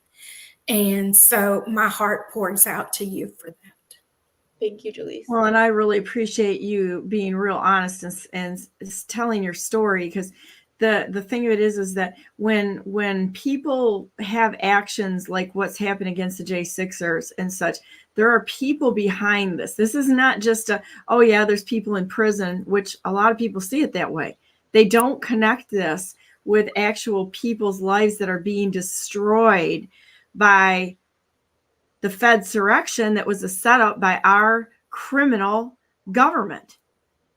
That's why these segments are so important. And I feel like the Lord took it over from day one with me and you, Donna, because these ladies have probably done podcasts. I've done hundreds of them. But nobody ever focused on who are you? Not the J6er. We all know the J6 story. Everyone can see one video and tell it was a setup. Like I wanted, and I really believe it was of God, I want people to see the person. Because these weren't hardened criminals. Yeah, some people had a criminal background. They had already moved on past it. Like there are so few January 6th defendants that were active criminals that within 2 years they'd committed a crime and it was just a regular lifestyle. I could probably count them on one hand. I mean, there were so few. Most of the people had never had a criminal past. They were just happy getting peanuts thrown at them for trying to go to a job every day and feed their family and rob Peter to pay Paul day in and day out, to do the right thing and be on the treadmill. And they love their country, love their family, and planned on dying with the peanuts they had that they managed to store up that their children didn't eat. and here we are, our lives annihilated. The peasants, the dictators stepped on the peasants and have destroyed us. But the story doesn't even end there, because you see the spirit of Melissa. You're going to see it in Brittany. You're going to see it in Brittany's husband. You see it in Chris. You see it in every January 6th defendant and their family. It's like, oh, that's game on. We're ready to fight now. I've got nothing left. We have nothing to lose except to come out swinging. Amen. And so, all they did, I mean, all they did is wake the sleeping giant. And the sleeping giant, come to find out, what Americans, it was mamas and wives when you tore up their family. That's what's a sleeping giant. And so I can only imagine how this is going to turn out, but I know that God's on our side. And when God is with you, who can be against you? So this is going to be an interesting thing here. I think the feminazis that started this nonsense, who turn out to be nothing more than little bitty snowflakes with an attitude, are going to find out what real women are all about. And I'm not confused. And I don't think any of you guys are confused. You kick a mama bear, which is a real woman, and it is like the claws come out and the gloves come off. You threaten our families. That's not like a snowflake wannabe. That's a mother who's willing to protect those that they love. And I think they open up a massive can of whoop ass here. I'm just going to say that. Now, I know that Melissa's starting to get in a bind on time. Melissa, we'll try to get you on again for sure. But how can we be helping you right now? So I'll try to squeeze it in. So one of the main focuses with Chris's case was, he was charged for assault, which is a big one. And then he also brought his Second Amendment with him. So I want to be transparent about that. Never drew it, never touched it, but he was arrested at the end of the night on January 6th. He was cracked in the head by a baton by an MPD officer. That officer, almost 4 years later, is continuing to be hidden by the police and also the FBI. They've corroborated the story. The officer who wrote the report lied multiple times in the grand jury testimony, and then when he was on the stand in Chris's trial. So Officer Dallin Haynes absolutely lied. And then, you had the FBI corroborate the story. There's another case that's going on right now. They're pulling the same stuff with these assault things. So whether he had a weapon with him, which I think Brittany's husband had something, and they can make anything a dangerous, deadly weapon. It could be a shoe. Yeah. Well, this gal that was on before you guys, is they said she had a weapon, and it was a box cutter that she had in her back seat. And they called it a weapon, a box cutter. For a cop calling a box cutter a weapon because it's something she does for her job. I mean, that's like about one of the most cowardly things that I could think of. She was sitting in her back seat. She wasn't wielding it. Yeah, they had these blanket charges. They threw them at the wall to see what would stick, and then they figured out how they would paint the narrative of their lies. And the devil is a liar 100%. And they can't even keep up with their own lies. So it's all good because the truth will speak for itself and it will come out. And that is our biggest burden, is not standing down, because our path to walk on is the exposure of all this corruption and to be the change we want to see and to be those people. So I'm still trying to, get some exposure to this officer that hit Chris that could have killed him. Chris also has a cyst on the back of his neck that wasn't there before he was hit with that baton. And he's not getting the medical treatment in there. He has lots of different back injuries and things like that. But my main focus is the fact that he has a cyst that could get exacerbated in there.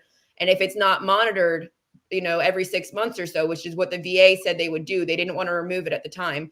They would monitor every 6 months. It could potentially be lethal. So, this guy has no accountability. Chris has an injury that's being ignored. I have a petition that I shared in the chat that I'm trying to just get as many signatures on and out there.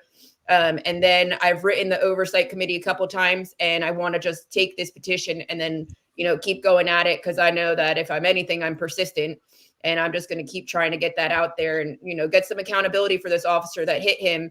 There was no proper documentation. The officer lied and said he didn't know that Chris was hit, even though it was his own, body cam footage where you can see this other officer hitting him. So the arresting officer is not the officer that hit him. The officer that hit him immediately tucks himself in the crowd and hides. So if the man did nothing wrong, what are you hiding from? Number one, he had a face mask up to here. He had his helmet on. You cannot see the guy. You can't identify him. Nothing on his uniform, but somebody knows who that man is. And I don't know how he sleeps at night knowing that he could possibly kill somebody, whether, they did wrong. In this case, Chris had no idea he was getting hit in the head and dropped to the ground and then arrested. He was not warned at all. He wasn't told to freeze. He wasn't told to stop. He just literally got cracked on the head and was dropped to the ground. It's the last thing I seen the night of January 6th until like 36 hours when he got home. I didn't know if he was alive or dead. And then still almost 4 years later, we don't know who this person is. There's no accountability. So I just want to bring light to that situation. They also hid that arresting footage for almost 2 years, saying that footage failed to upload conveniently. Isn't it funny? They lost that gal, like it was that we were talking about before. They conveniently lost the body cam footage. Yeah, when I heard that, I was like, sounds familiar. Yeah, liars. Yep. Liars. And then we found it and we're like, praise God, this is it. They can't lie. They can't hide from it now. And sure enough, The judge didn't even give it the time of day in his courtroom. Everything was prejudicial to the government. It was a complete show trial. Yeah, the decision's made before you even go through the door, and you sense it. You sense that you're like in a movie production where they're just going through the scenes to make it look legit, but the decision was made before you walked in. Yeah. Well, every branch of our government, the judicial, executive, everything has been infiltrated, and like, you know, now they're going after the Supreme Court, which is the last hope. So there's nothing that they'll stop at, but we're in their way. So I don't plan on moving, and I don't think Brittany does. I don't think you do. I'm pretty sure they, like you guys said, they picked the wrong ones, because there's nothing stronger than love, and love is going to win. Absolutely. You know, I've said it, and it made them furious when I said it, but I'll say it again. The only thing they can do to me is martyr me. That's it. Because I'm a born again believer. To live as Christ, to die as gain. If I go home, I get to be with my Father. And if I stay here, I get to witness to everybody far and wide and see the kingdom of God prevail. So either way, this is going to win. But one thing that's not going to happen is they're not going to prevail in this. They're not going to prevail. So it's just a matter of suffering and enduring for the Lord Jesus Christ. God knows he did so much more than we've ever been asked to. So we just stand firm. That's all. I've been woke up with many dreams to tell me to stand firm. So Melissa, I hope you can stand firm. I know you will. I have no doubt about it. And I'm going to do everything to get you back on the show. I think it's important that they see the family side of things. I do too. This is great. This is great. These men that come out of prison, they're amazing, and they got an amazing story, and you see the power behind them. But they won't really talk about the emotional wounds of things, and that's where it's important to bring the family in, because guys, this is a long-term effect. This is the damage they've caused, I see going beyond 50 years because of the harm that they're doing right now. This is like the Gestapo torture crap going on. Absolutely.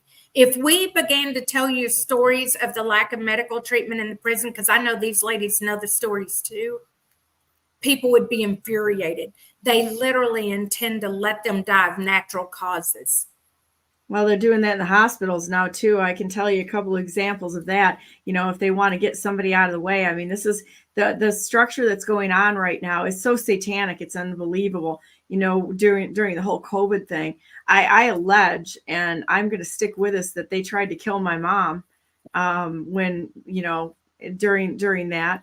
And I will also allege that one of my dearest friends, she went in, you know, it's not just a J6, it's in the schools. It's like this transgender nonsense. How many suicides are happening from body mutilation? How many people are they killing in the prison systems? Because that's what they're doing. I mean, these are some sadistic, nasty people that are behind this. I mean, these people are not human. They're not right.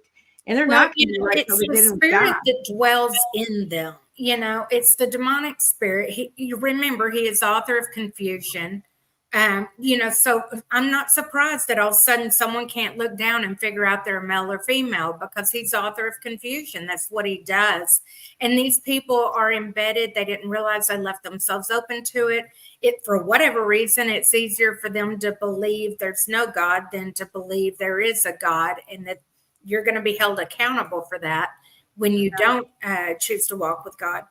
Melissa, I know you're starting to get backed in a corner. I'm gonna cut you free if you need to go, and I'm gonna jump in and introduce our next guest. I got to tell you, I knew Brittany before Brittany knew me. She didn't know it, but I was keeping up on the J6 cases, and her husband come across. And when I pulled up their family picture, I saw the Spirit of God on that family. She don't know this. I saw it. And he was proud of that family. And so I follow her very closely because I know that the Lord is protecting them. And like I say, she don't even know this. This is introduction. She had no idea. I've never told her. But I've had very special favor as my sister in Christ. And I've never even spoke to her of any length. So anyway, Brittany, will you introduce yourself? So today's the day. Yeah. So you don't know, but I knew about you too. I watched your little, your little 30-second or 60-second, things, and it encouraged me. And so I was watching you too. We just didn't know we were watching each other. Exactly. Our spirits recognize one another, and I say that all the time. But just like when Mary went into the presence of Elizabeth, both of them pregnant, Elizabeth said that John jumped for joy in her womb because he recognized Jesus as the Messiah even in the womb. And I believe our spirits do that. When we get into the presence of another believer, it's like we just want to jump for joy. We get excited. There's a bright light that comes to us. We feel encouraged and restored and strong. And you've been that for me. So Thank you.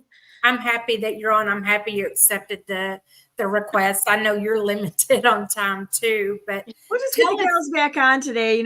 Brandenburg News Network is kind of like an amoeba, and sometimes introducing people and giving them, actually the first time on, people are usually a little more nervous.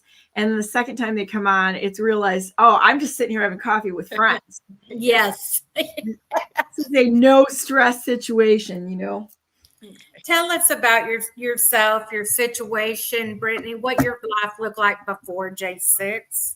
So it's so crazy to me to hear, so many people caught up in this. I've been speaking at Republican assemblies, FRA in my state. I mean, anywhere that will listen to my mouth, I have been going since Michael had to self-surrender back in April of 23. Honey, he reported for duty. He didn't self-surrender. Yeah. So I just clarify it right now. Yeah. And so, I have heard so many testimonies, and I have been saying this in every meeting that for such a time as this, and I've heard it from everybody. And it just reiterates to me that God orchestrated this. We think, Satan did it, but God did it. And that gives me the strength and the courage to keep going, to know that I would never have chose this path, I don't believe, but to know that God trusts me with it. He trusts me with this. And so, I've been, I had a really rough upbringing. My father was an alcoholic for most of my childhood, and he was an angry drunk, and he was a fighter. And I was a fighter, I before I became a Christian, I had a temper, and I was a fighter. And since I've been saved, the Lord has helped me use that for good and that fighting spirit. And now I know why I walked the path I did when I was a child, because God knew I needed to have that hardness about me. One of the very first conferences I ever went to as a new believer, the lady spoke on enduring hardness as a good soldier of Christ. And I wrote that in my Bible. That was the first thing I wrote in my Bible, was endure hardness. And that has stuck with me. And I've went through some hard things with my husband, with my marriage, and with all of this, I've endured some hardness. But that was my calling. And I honestly believe that. And my husband and I are high school sweethearts. We've been dating since we were 17 years old. And about 5 years after that, we both surrendered to the Lord, gave our hearts to the Lord. We have a 21-year-old son, and my daughter turned 18 yesterday. And he was very involved in our church. He was like my pastor's right-hand man, anything he needed, maintenance. He's an electrician. He could do anything. And he went to homeless shelters. We fed the homeless. We were involved in our pregnancy center in our local community.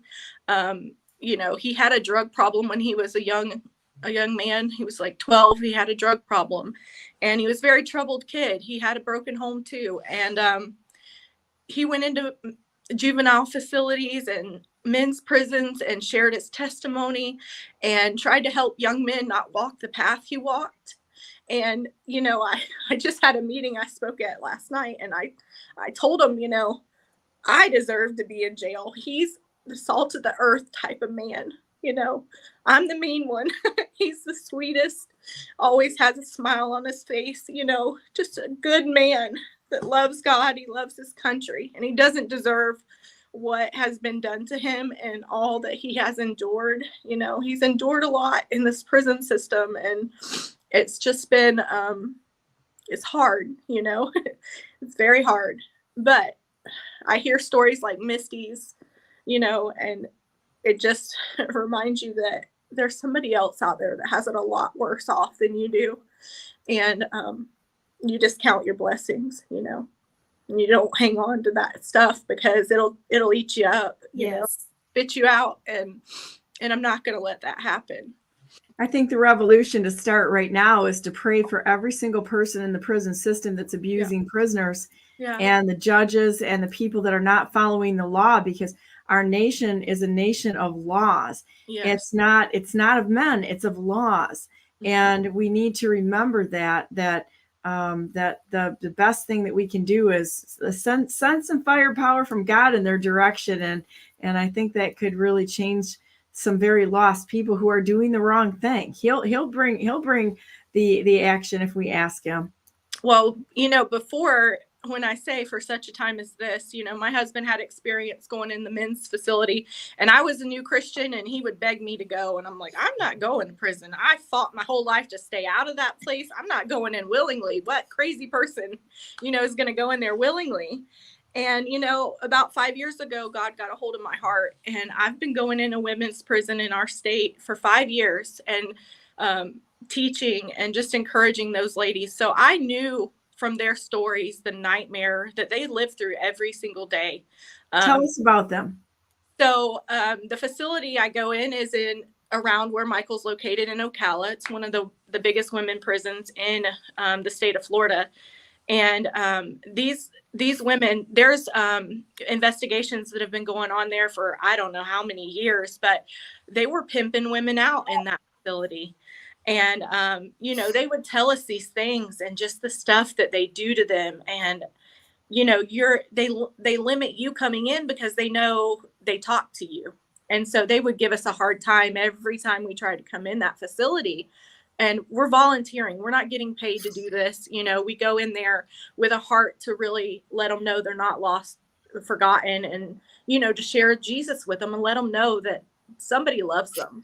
And they would just, you know, it's like 2 hours from my house. So I drive. Sometimes they wouldn't let us in, you know, for whatever reason. And it's because they knew they would open up to us and tell us the things that were going on in that place. And so it's just been a lot of torture going on for a lot of time. And unfortunately, you know, we're law-abiding citizens. We're not really in the system a lot. And you don't know until you have somebody that's caught up in it, and then you start seeing the darkness that's involved. And that's one of the reasons I believe God's letting us walk through it. You know, he's shining a light on this stuff that's going on, and how just people are being treated is wrong. It's wrong. I just got to tell you, I now know why the Lord highlighted you to me. Our stories are identical. I was a prison minister. Wow. And I married my husband at 19. We started dating at 16. We met at 14. And found Christ along the way through doing everything in life wrong. So I get it now. It's awesome. That's how the Lord works, though. Yeah. Like, you can't make this stuff up. No, you can't make it up. Hollywood tries to, and you just can't. I got chills thinking about it, but you can't make this kind of stuff up, you know? Nope, you sure can't. You know, it just, he sends stuff like this to show us I'm still on the throne. I see what's going on. I've got you. You know, I always say, I got you, boo. Like, he's got us. Okay. Little moments like that all the time. It's just little reminders. I'm still here. I'm still running it. Don't get weary. Stay the course. Keep looking ahead. Don't look behind. Don't look too far ahead. Yeah. If you're like me, I wake up every morning and I can literally only look at the step in front of me. Yeah. If I even look at halfway through the day, I get overwhelmed and I shut down. Yeah. Yep. I feel you. You know, I stayed at home. I homeschooled my children, and, you know, he was the provider, and we went from, you know, his income to nothing, you know, and it's been 14 months and I've not lacked anything, you know, I'm not. The Lord has, I mean, he has stepped in time and time and time again and provided every single need and even the things I want, you know, and he's a good God. He's been good to me. Our stories are identical. I'd say the same thing. I've been out of work for a year, and both of us, and yet we're provided for. And I tell the story, and I always preface it with, "You're not going to believe me, but Yeah. I'll tell you the story of how we're surviving." Yeah. Because we have an envelope that we had saved some money in before, after January 6th, but before we went with public defenders, where people were donating to us and things like that. And it wasn't much. It was not much. But when we'd go to count it, the Lord would tell my husband, I'm the one riding him. Go count it. I need to know, are we going to make it? I'm the financial person. And Me he too. would go and not do it. And finally, I was mad at him. And I'm like, go count that money. And he literally said, if you want it counted, you go count it. The Lord's telling me not to count it. And I'm like, whatever. I go to count it and I'm like, I feel the wall. And I feel the Lord tell me, don't count that money. Yeah. So I'm like, okay, so that's going to be a new faith walk for me. So I'm not going to count the money. Yeah. And we haven't, and the envelopes never went empty. That's awesome. And it's been about 2 years now. Yeah. That's amazing. Well, girls, this is wonderful. I'm going to have to step off here because I've got a few things I got to get done. If you want to continue on, I'll let you guys continue to talk, you know, to talk here, and I'll come back. Just let me know when you need me to end the broadcast. But Excellent. I've got a couple things that I need to get done here, and I keep getting calls, so I need to check on, see what's going on. Okay. Thank you so much. Thank you. It's nice to meet you, and hopefully we'll have you and Melissa back on again. Okay. Okay. So. Thank you. Oh, this is fantastic, Brittany. I really feel like I've got a long lost sister in you. Yeah. And I'm excited by your determination to speak out about Jesus Christ. Mm-hmm. You know, you're in the January 6th movement, just like we are. I hate to call it a movement. It's so much more than that. Mm-hmm. But you're around all the people and you hear everyone. We just got to fight. We got to, you know, Civil War, World War III, and all of this. And I bet you're like me. I'm like, guys, you're just throwing punches at ghosts. Mm-hmm. We don't have anyone to be mad at. This is a war of good and evil. It's a spiritual battle, and these battles are only won on our knees.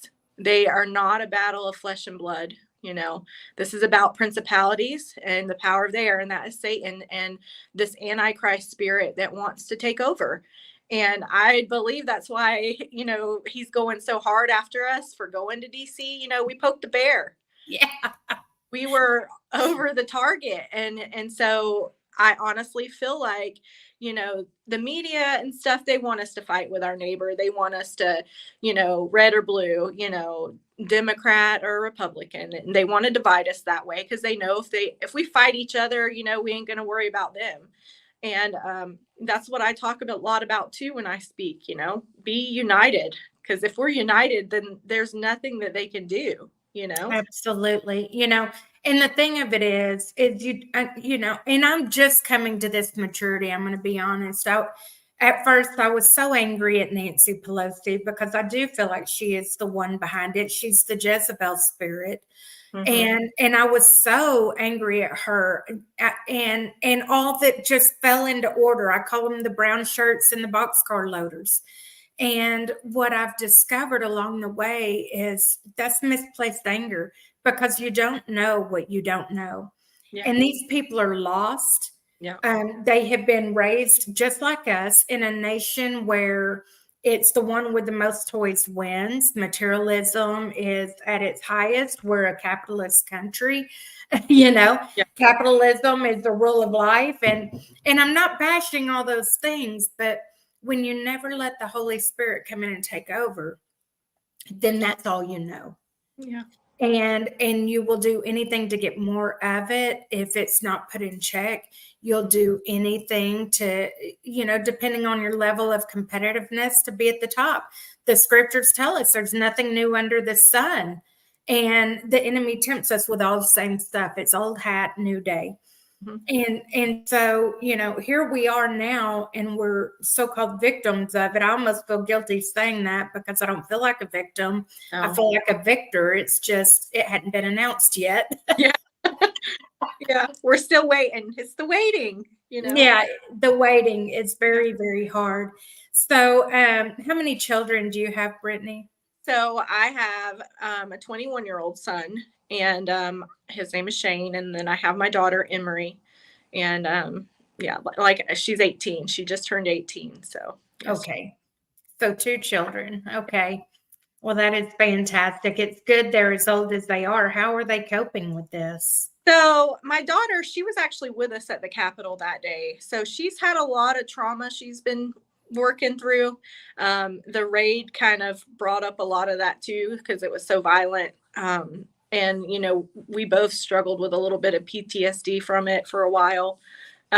So she was a daddy's girl. So she's taken it the hardest. And, my son, he is really close with his father too.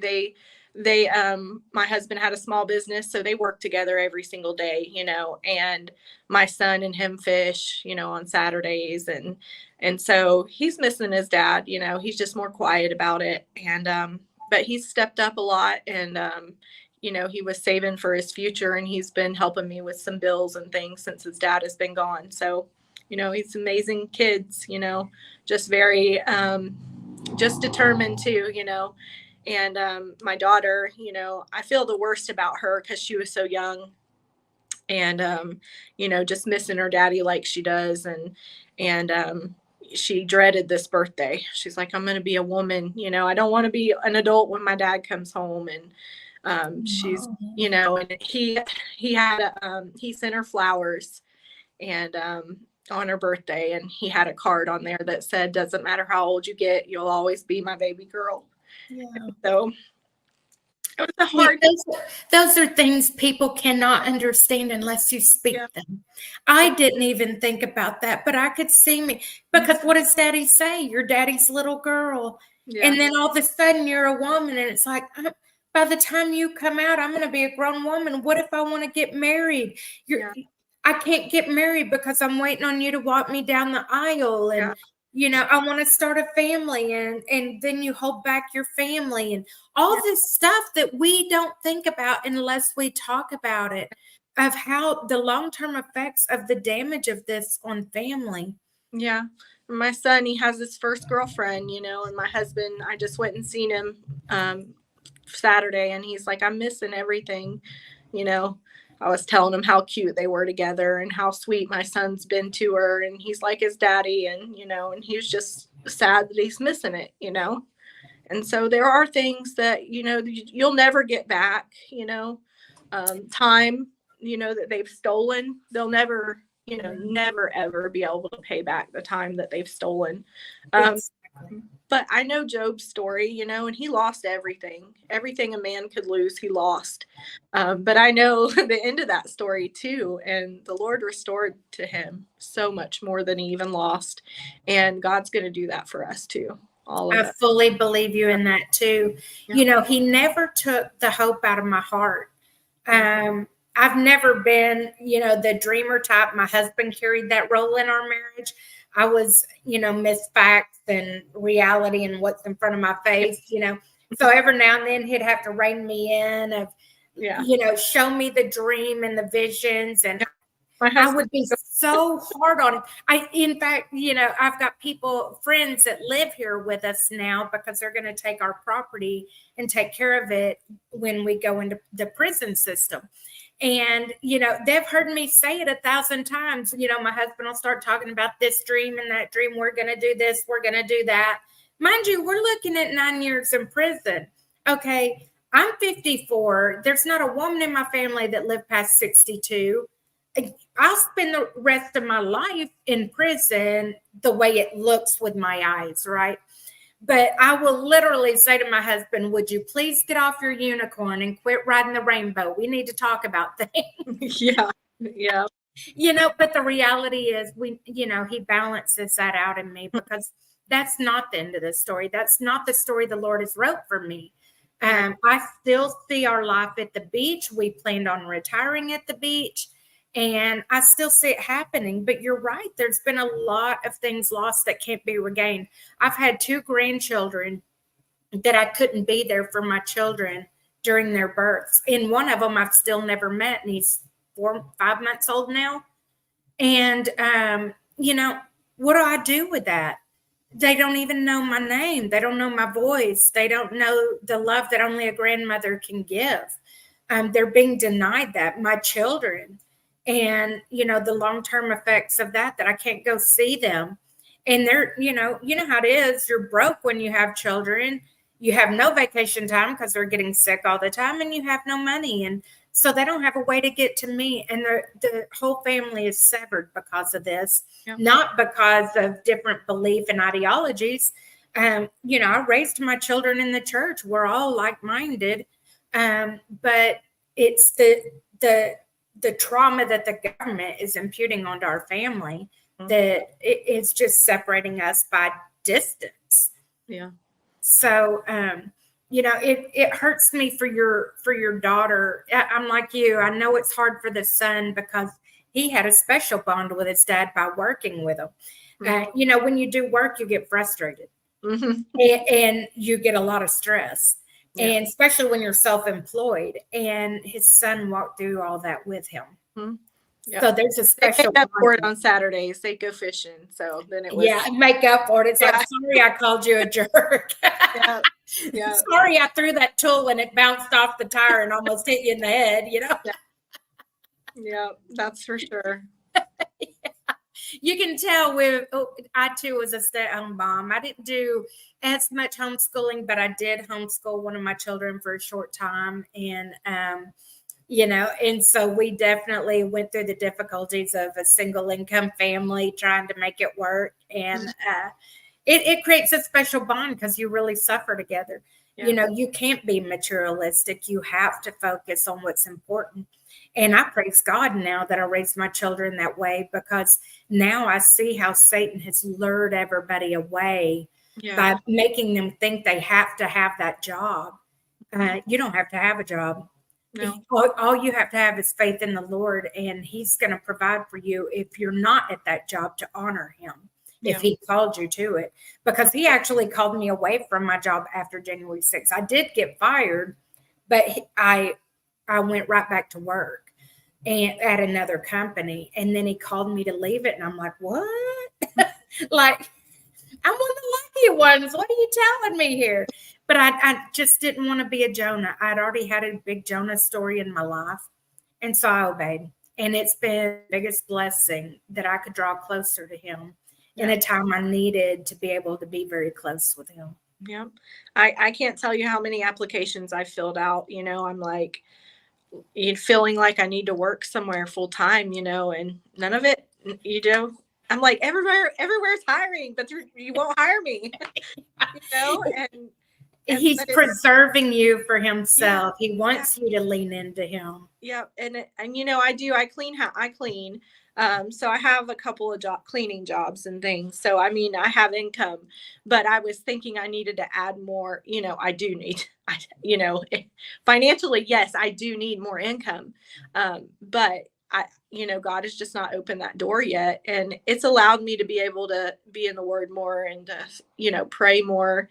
My kids have been spiritually attacked, and, this is it's hard for me, and I've been a Christian since, 2005, and for a young adult, that has literally watched their family be torn to pieces over this, and to not build up a bunch of bitterness towards police, towards government, towards just the people that rated us, all those things, and just them battling this. I know it's hard, for me, it's hard. So I could just imagine what it's like on them. And so, being able to not have to work full time right now has just helped me to be able to pray more for them, and stay in the word, and stay on a routine that keeps me grounded, You're absolutely right. And I don't know any other way to survive. As you know, American Patriot Relief runs a hotline for the January 6th defendants and their family.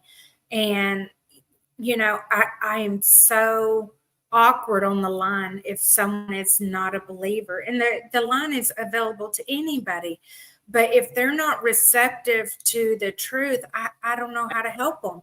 Yeah. The only way I'm getting through this is by the grace of our Lord Jesus Christ, of showing me how to walk it, because he was accused of insurrection too. Yeah. He's already walked it.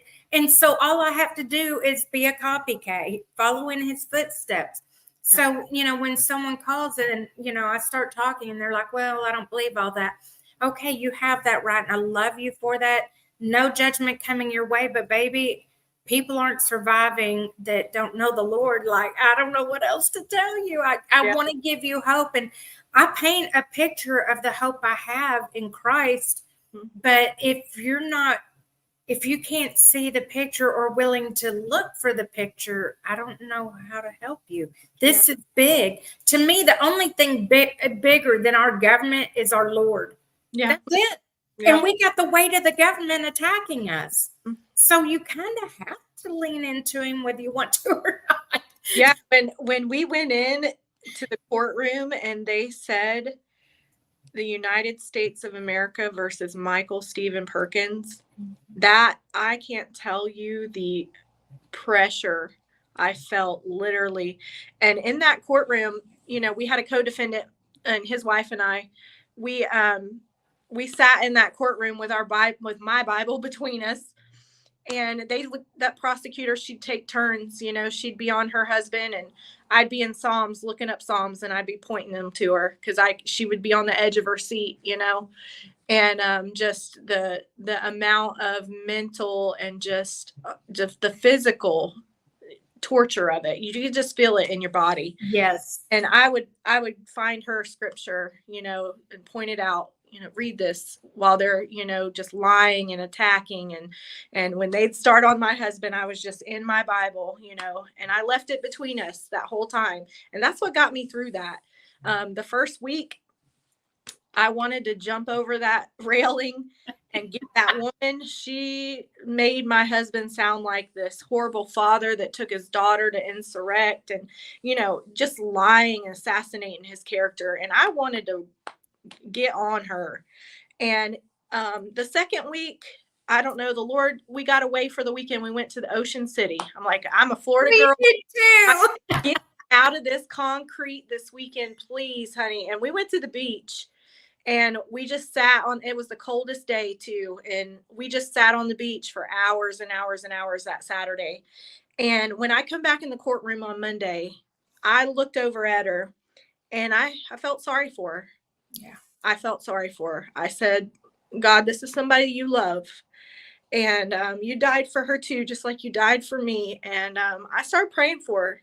And at the end of the trial, I was able to go over to her. I called her and the other prosecutors and the FBI agent. And I just told him, I want you to know I forgive you for what you've done to us. I do. I forgive you. And I'm going to keep praying for you. And I could only do that because of the Lord. Like, right. I couldn't do that in my own strength because, like I said, I wanted to rip her head off. I wanted to say, catch me outside is what I wanted to say. Meet me behind the playground. Yeah. And, well, I want to use that as an opportunity to plead to anybody that might be in the DC or Maryland area that try to go to some of these trials. You can walk into the Prettyman Courthouse at any given day or time, and there are J6ers going through their trial. And I ask that you join. Number one, I think it holds them more accountable to know that they're being watched. But number two, there's a demonic presence in those courtrooms. And we need people to intercede. I was fortunate. A team went with me, and I had my dear precious friends praying for me, interceding for me, casting demons for me, fasting for me, and my husband. And I'm telling you, it worked. It cast a demon, an actual physical demon, out of our courtroom. So, I don't know where you're at on the spectrum of your walk, but I just have to tell you, if you're going to believe in heaven, you have to believe in hell. If you're going to believe in angels, you have to believe in demons. And I'm telling you, we need deliverance in those courtrooms. You don't got to be outrageous. You don't got to be disruptive, because where the presence of the Lord is, they can't be. So all you have to do is, in the name of Jesus, I'm commanding you to leave this courtroom and not return. And, some only come through prayer and fasting. So it may take some fasting. The January 6th defendant, they're kind of busy at the moment. They're in the middle of a trial and being persecuted and judged and all the horrible things that we're having to walk through. So I want to put a plea out to the world out there that is a way that you can intervene. No J6ers should go through a trial by themselves. I can't fathom it. I can't. I've been on that stand. I don't know what I would. I'll cry. I don't know what I would have done had they not been there. It changed everything. When fear would try to come in, I could look to my prayer team, and I would become bold again and confident again. So please, if you are retired, you might make that your journey right now. If you're wondering what to do with yourself, that is a beautiful thing you can do, is just sit in that courtroom. When they go to the restroom, let them know that you're there to pray and intercede for them. Yeah. So continue on. You've had a fantastic story. I know you're getting close to time to have to leave. But I also want you to touch on, because I haven't done this, even though it is a big part of the torment they do.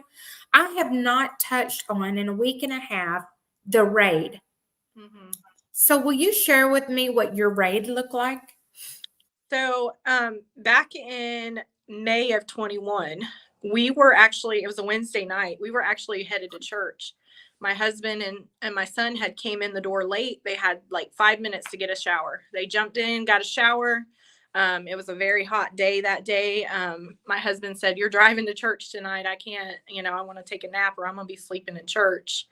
And we have about a 30-minute drive, so he'd get a little cat nap. And so we hopped in the car, and I got a little ways down the road, and I seen a car, and it looked undercover sitting at a church nearby, and I didn't have my seatbelt on. And so I was like ripping my seatbelt on, and I was like, "Please don't pull me over." I could tell it was undercover, And so I get to the stop sign, and he pulls out behind me. And so I was a little bit paranoid, but I didn't say anything, I just kept on going. And about 10 minutes later, I was getting on interstate, and he got on with me. And I was like, well, that's weird. So I was kind of going slow in the slow lane, wanting him to go around me so I wouldn't be paranoid the whole way to church. But he wouldn't go around me. And so that was weird. And I acted like I was going to get off at the exit, and he went with me. And so I got back on. And so I knew he was following me. And I still didn't wake my husband up. He was asleep right when 5 minutes after we got in the car. But I got off interstate at our exit, and he got off with me. And I thought that was weird, because we passed about 5 or 6 exits, And so I thought that was weird. He'd come from all the way from the house. And when I got off, though, there was a bunch of cars, like 5 of them that looked like his. And so I got suspicious, and I woke my husband up. I said, "Honey, I think we're being followed." And he said, "Followed? Who?" And I'm like, the cops, maybe. And we got to church, and he told me and the kids to get out of the car, and he'd go drive around the block and see if he could see anything. And sure enough, there were 5 FBI cars, and they were all outside their car in a circle talking right by our church at a little dog park. And so that was in May, the middle of May. So I want to say about the 15th of May. And so that evening after church, we realized that what it was. We had been seeing the news. We knew they were going after people, so we knew what was happening. And we went home, and my daughter, she was 14. She was scared to death. She was like, I'm in the front of the house. You're in the back of the house. They're going to come in here and they're going to go to my room. She just seen Cops before, the show. And she's like, they bust your door in. And she's like, that's going to scare me. And so I'm like, well, you can sleep in our room, and she's like, I don't want to sleep in your room. She's just being a big girl, she don't want to do that. And I said, well, we'll sleep on the couch. So my husband and I, we have a huge sectional, and for 6 weeks we camped out on the couch. And, I was like, what is going on? What's taking so long? And I called the district attorney's office. I said, listen, can you tell me if there's an investigation opened or a warrant or anything? I said, I know we were being watched by the feds. I said, can you tell me if, there's an active warrant? Could you hurry up and rate us? I got things to do. I'm like, just get this on the road. What's going on? And so she said, I'm going to have an officer meet with you in 2 days. And I said, okay. And 2 days later at 5:45 in the morning, they raided our home. And I woke up to flashbang grenades because, and I thought it was a tornado or something because we live in Florida and we had a bad storm the night before. And so I woke up thinking, okay, this is a tornado. It's a really bad storm. There was white lights flashing, and I was like, what is going on? And so I ran through the kitchen, and as soon as I got to the kitchen, the lights were red and blue on the ceiling. And so I just ran to the front door because I knew what was going on. And as soon as I opened the front door, they had lasers pointing at me all on my body. And they were screaming for me to come out the door. And I have video of this. I had my cameras on. I'm kind of wandering on the porch. I was stunned. I'm like, what is happening? You can see me like kind of wandering around. And then I'm finally told to come off the porch. And so I come down and they detained me. They called my children out by their names, handcuffed them. Then my husband came out and they handcuffed him and took him away. I didn't even see him get put in a car or anything like that. But they threw those flashbang grenades in my house and burnt my carpets up. My carpets are actually still burned up. I just put an area rug over it, It's our battle wounds, But they drove through our back cattle gate, busted it off the thing. My dog ran away. Like, this just sounds like a bad country song at this point, but my dog ran off, and they, like I said, they detained the kids and things, and they sent a robot in the house. They sent drones in the house. They beat my cameras off the house with a claw hammer. They put holes in my house on the outside. I have holes from where they beat the cameras off. I just want to stop you and ask the listeners, does that sound like a Gestapo or does that sound like the FBI? Why on innocent people dwelling in that home? Okay. Yeah. There's a wife and 2 children that were unrelated to this situation that they have now attacked the house and the dog to torment them. They have long-term damage in their home because of this. And he showed them no threat. They'd already been following him. For the love of God, they had to do surveillance at church to find you. Yeah. And so, they allowed my daughter and I to go in and get dressed because she was half naked. I was in a nightgown, and they allowed us to go in and get dressed, and they're letting me brush my teeth and take my time. Well, they hurried her out the door. And when I came out the front door, there were 2 ladies with an envelope talking to her, and they were showing her pictures of herself at the rally that day. And they were telling her, 14 years old, that she needs to tell who was with us and how she went. And we have pictures of you there. So they were trying to scare her into talking.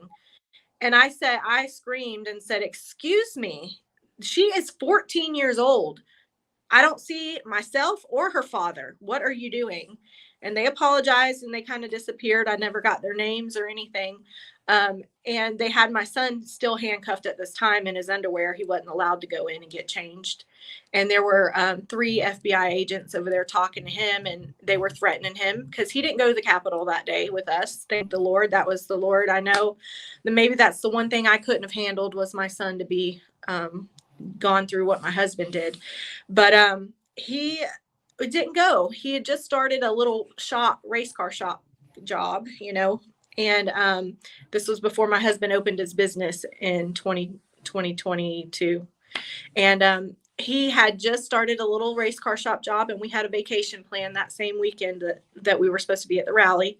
And so he said, I can't really take that much time off. He had already was taking a week off. And so thank God he stayed home. And they were over there threatening him, saying, we're going to get your phone records. We're going to get your bank records. And if I find out you were there, I'm coming back for you. And I yelled to him and I said, son, tell him you need a lawyer. You want a lawyer. And my son told him, I want a lawyer. And those officers cussed me and said, he's an adult now. He don't need his mama to speak for him. And they were mad because then they couldn't talk to him anymore. And so it was just wrong, just terrorizing. The tyranny of that. Yeah. That, we all know Guy Reffitt's story. Yeah. Where they did the same thing with their son. They used him as a pawn to get evidence on the father and get him sentenced and everything else. And this poor child don't know better. All he knows is what he's been exposed to. He doesn't know better. And he's got to live with that the rest of his life. And how do the parents even minister to that? I know. I know they're doing a fantastic job. I know Nicole Reffitt, but it's just a sign of the demonic spirit in them that they would use a child against the parent. Yeah. Yeah. They tried. Wow. Yeah. Wow. They messed with the wrong mama. Yes. And I'm like you, they ain't going to shut me up. They might throw me in jail, but they're not going to shut me up even when I go in there. You cut my tongue out, I might have to learn sign language. I don't know. Honestly, there's nothing that they can do to me, unless it goes through my father's hands, and I trust his hands. So, yep. I trust him in a way I had never even knew was humanly possible. My husband was my world. When you meet at 14 and you marry at 19, they're your world. Yeah. You don't know any other way of life. And my kids, after going through infertility and being blessed with 3 kids, they're my world. Yeah. And I really never would have imagined that I could lay them at the foot of the cross and say, they're not mine, Daddy, they're yours. Yeah. And that's where I'm at. And it's just such a peace that he's called me into this battle, knowing that that's exactly what I would do. Yeah. So we're going to stay in this fight, even if it is just me and you, and we are going to stay in lockstep and locked arms. We are going to encourage and pray and restore, and we're going to bring our brethren with us. Because let me tell you, our type of faith is very rare. And I don't think any accident that we've met one another. And I'm actually excited to see what God's going to do with this. It is just so profound to me that what I saw in that picture that day, that I'd never met you, but I saw the Holy Spirit with his stamp on each of you. Your children too, by the way. Yeah. I found that very beautiful. Just because we raise our children in the ways of the Lord, their faith is on them. They don't have salvation because of their parents, and I thought it was very beautiful that I saw that on your children at such a young age. So I thank you for being a witness for Jesus Christ through this turmoil. What do you see for your future? I've thought about that. I don't know. I know I know God, when we're on the other side of this, and we will be, there's an end to this. And when we're on the other side of this, you know, we talk a lot about the lasting effect that this is going to have on these men. And I've seen my husband become the man I always prayed he would be. I mean, he's got a Bible study going on. He's encouraging those men in there. He's coming out of this better than he went in there, honestly. And now he may have some emotional stuff that he's going to walk through, and you know, that's for any trial we go through in life. You know, you got to work through those things. I know I went and walked through things I never thought I would get through, and I'm on the other side of it, and I'm better for it. And you know, our future is better. It's going to be better. You know, Romans 8:28, that is one of my life verses. And it says that we know that we hope so, but we know that all things work together for good to them that love God and to those who are called according to his purpose. And so we know that he's going to work all this for our good and his glory. And I don't know, maybe we're, you know, going to be still involved in the prison ministry. I don't know where we go from here. But the Lord is gonna direct our steps, and I know, you know, we're gonna be better for it. So, how did you picture your retirement before January 6th? What were y'all's hopes and dreams? On my porch in my rocking chair with my grandbabies playing after Sunday church, you know, and I still see that, you know. Yep. And now we just have an amazing story to tell, you know. You know, the Lord would not have put that vision in your heart had it not been what's coming. Yeah. You know, I see all these ladies, you know, they're trying to hold on to their youth. They're trying to hold on to not having wrinkles and all those things. And I look forward to it. I want to be a grandma on my porch. Like that's what I want. That's what I aspire to be. You know, I don't care about what, you know, Botox and all these things. And I'm the same way.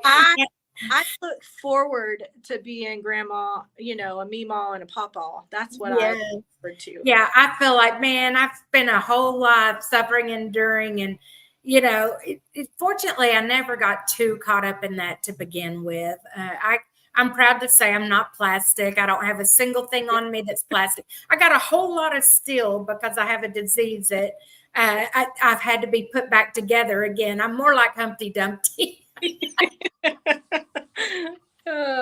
So anyway, and I take it as a badge of honor. All of these scars are war wounds, and they've made me stronger. Everything that I couldn't understand about myself throughout my childhood, why so much pain? I've had rheumatoid arthritis since I was 4. Why have I had to go through a life of so much pain? And at times I was angry at God, times that I'd see other people and think, why can't I be like that? And it's all come to fruition right now. I was made for such a time as this. I am a hell, fire, and brimstone warrior of Jesus Christ because of all of the pain I've had to endure throughout my life that has made me so strong. Yeah. And I just look at it and I'm like, thank you, Lord. I never thought I'd say thank you for it, but thank you. Yeah. And that's what he's doing with you too. Amen. I think he gave us prison ministry so that we wouldn't be as afraid of the prison system. The FBI agents tried to intimidate and scare me the entire way to prison. And as we're walking through the doors, they're like, good luck not getting raped and good, you know, all this other stuff. And I go, baby, I used to be a prison minister. I know these people. Because I knew some of the best Christians I've ever met in my life were in the prison while I was ministering to them. I would leave and they ministered to me. Yeah. Yeah. I went to encourage and I left encouraged. Yes. Yes. And so it's like, no, you're not going to jade my view of these people. You know, there's no such thing as good people or bad people. There's good people that do bad things and bad people that do good things. And depending on the day they put their feet on the ground and the circumstances around it is what caused what happened. Mm-hmm. And I'm just convinced, wait a while and they'll be a different person. Yeah. I wish I could see it more. I don't always see it that way. Sometimes I see them as the bad person, but I really try not to. Mm-hmm. And we're going to be stronger for this. So, Brittany, I thank you for investing in us and truly showing your true self. And I see you went black. I don't know what happened, but she is an amazing individual, and we are just blessed to have got to hear her story. Go to Give Send Go and / Michael Perkins and Give Send Go / Chris Alberts and help those families out. If you want to become a regular donor, American Patriot Relief gives out money as needed to the families. If we got a penny to our name, they're getting it. Our organization has no paid employees, so you're not paying the machine. Please go to AmericanPatriotRelief.org and become a regular monthly donor. Even your $5 a month makes a huge difference. You just can't fathom. When the husband's out of the home, it's like, I know you women out there are relating to this. That's when everything breaks. My husband would go on a business trip, the washer would go out. He'd come home, fix that, leave out again, and the refrigerator went out. And it's always something. Well, now they don't have their husbands to fix those things. So please donate to them. Donate to American Patriot Relief. And for the love of God, keep us in your prayer. Mm-hmm. Do you have any final words, Brittany? No, I just want to encourage the Christians, stand your ground.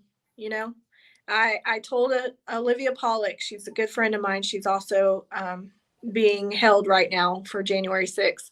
She's an artist, and she called me and I asked her to draw me a picture because I had a vision of, there's these politicians on one side of the country. I wanted it to be divided, the country divided. We got these politicians in DC in these suits, and then you got little people over here like us with our Bibles, and there's holes all in our country. And I just had this vision where we've allowed them to take so much, take and take and take and take. And I just want to encourage the Christians to stand our ground. Don't give them no more, not one more inch. Not one more piece of dirt. Don't sling not one more piece of dirt, because we lose ground that way too when we're at each other over things and not unified. Stand your ground, be bold, and be encouraged, because like you said, if God be for us, who can be against us? And he's for us. He's always for truth. He's always for righteousness. And who can be against us? That's right. That is a beautiful way to end it today. And I also want to encourage the listeners, tune in tomorrow to Donna. I don't have her perfect pitch that she gives about not being conceited, but I can tell you this. She has a heart for this nation. She sees the truth, and we need people like that in our government. So with that, we're going to check out, tune out, and see you tomorrow at this time. Brittany, I'll be calling you back on. You know that. There's too much here. Mm-hmm. There are so few of us that see the true battle. And so we got to cast a vision. Yep. So tune in tomorrow. God bless all of you. Bye. Bye-bye.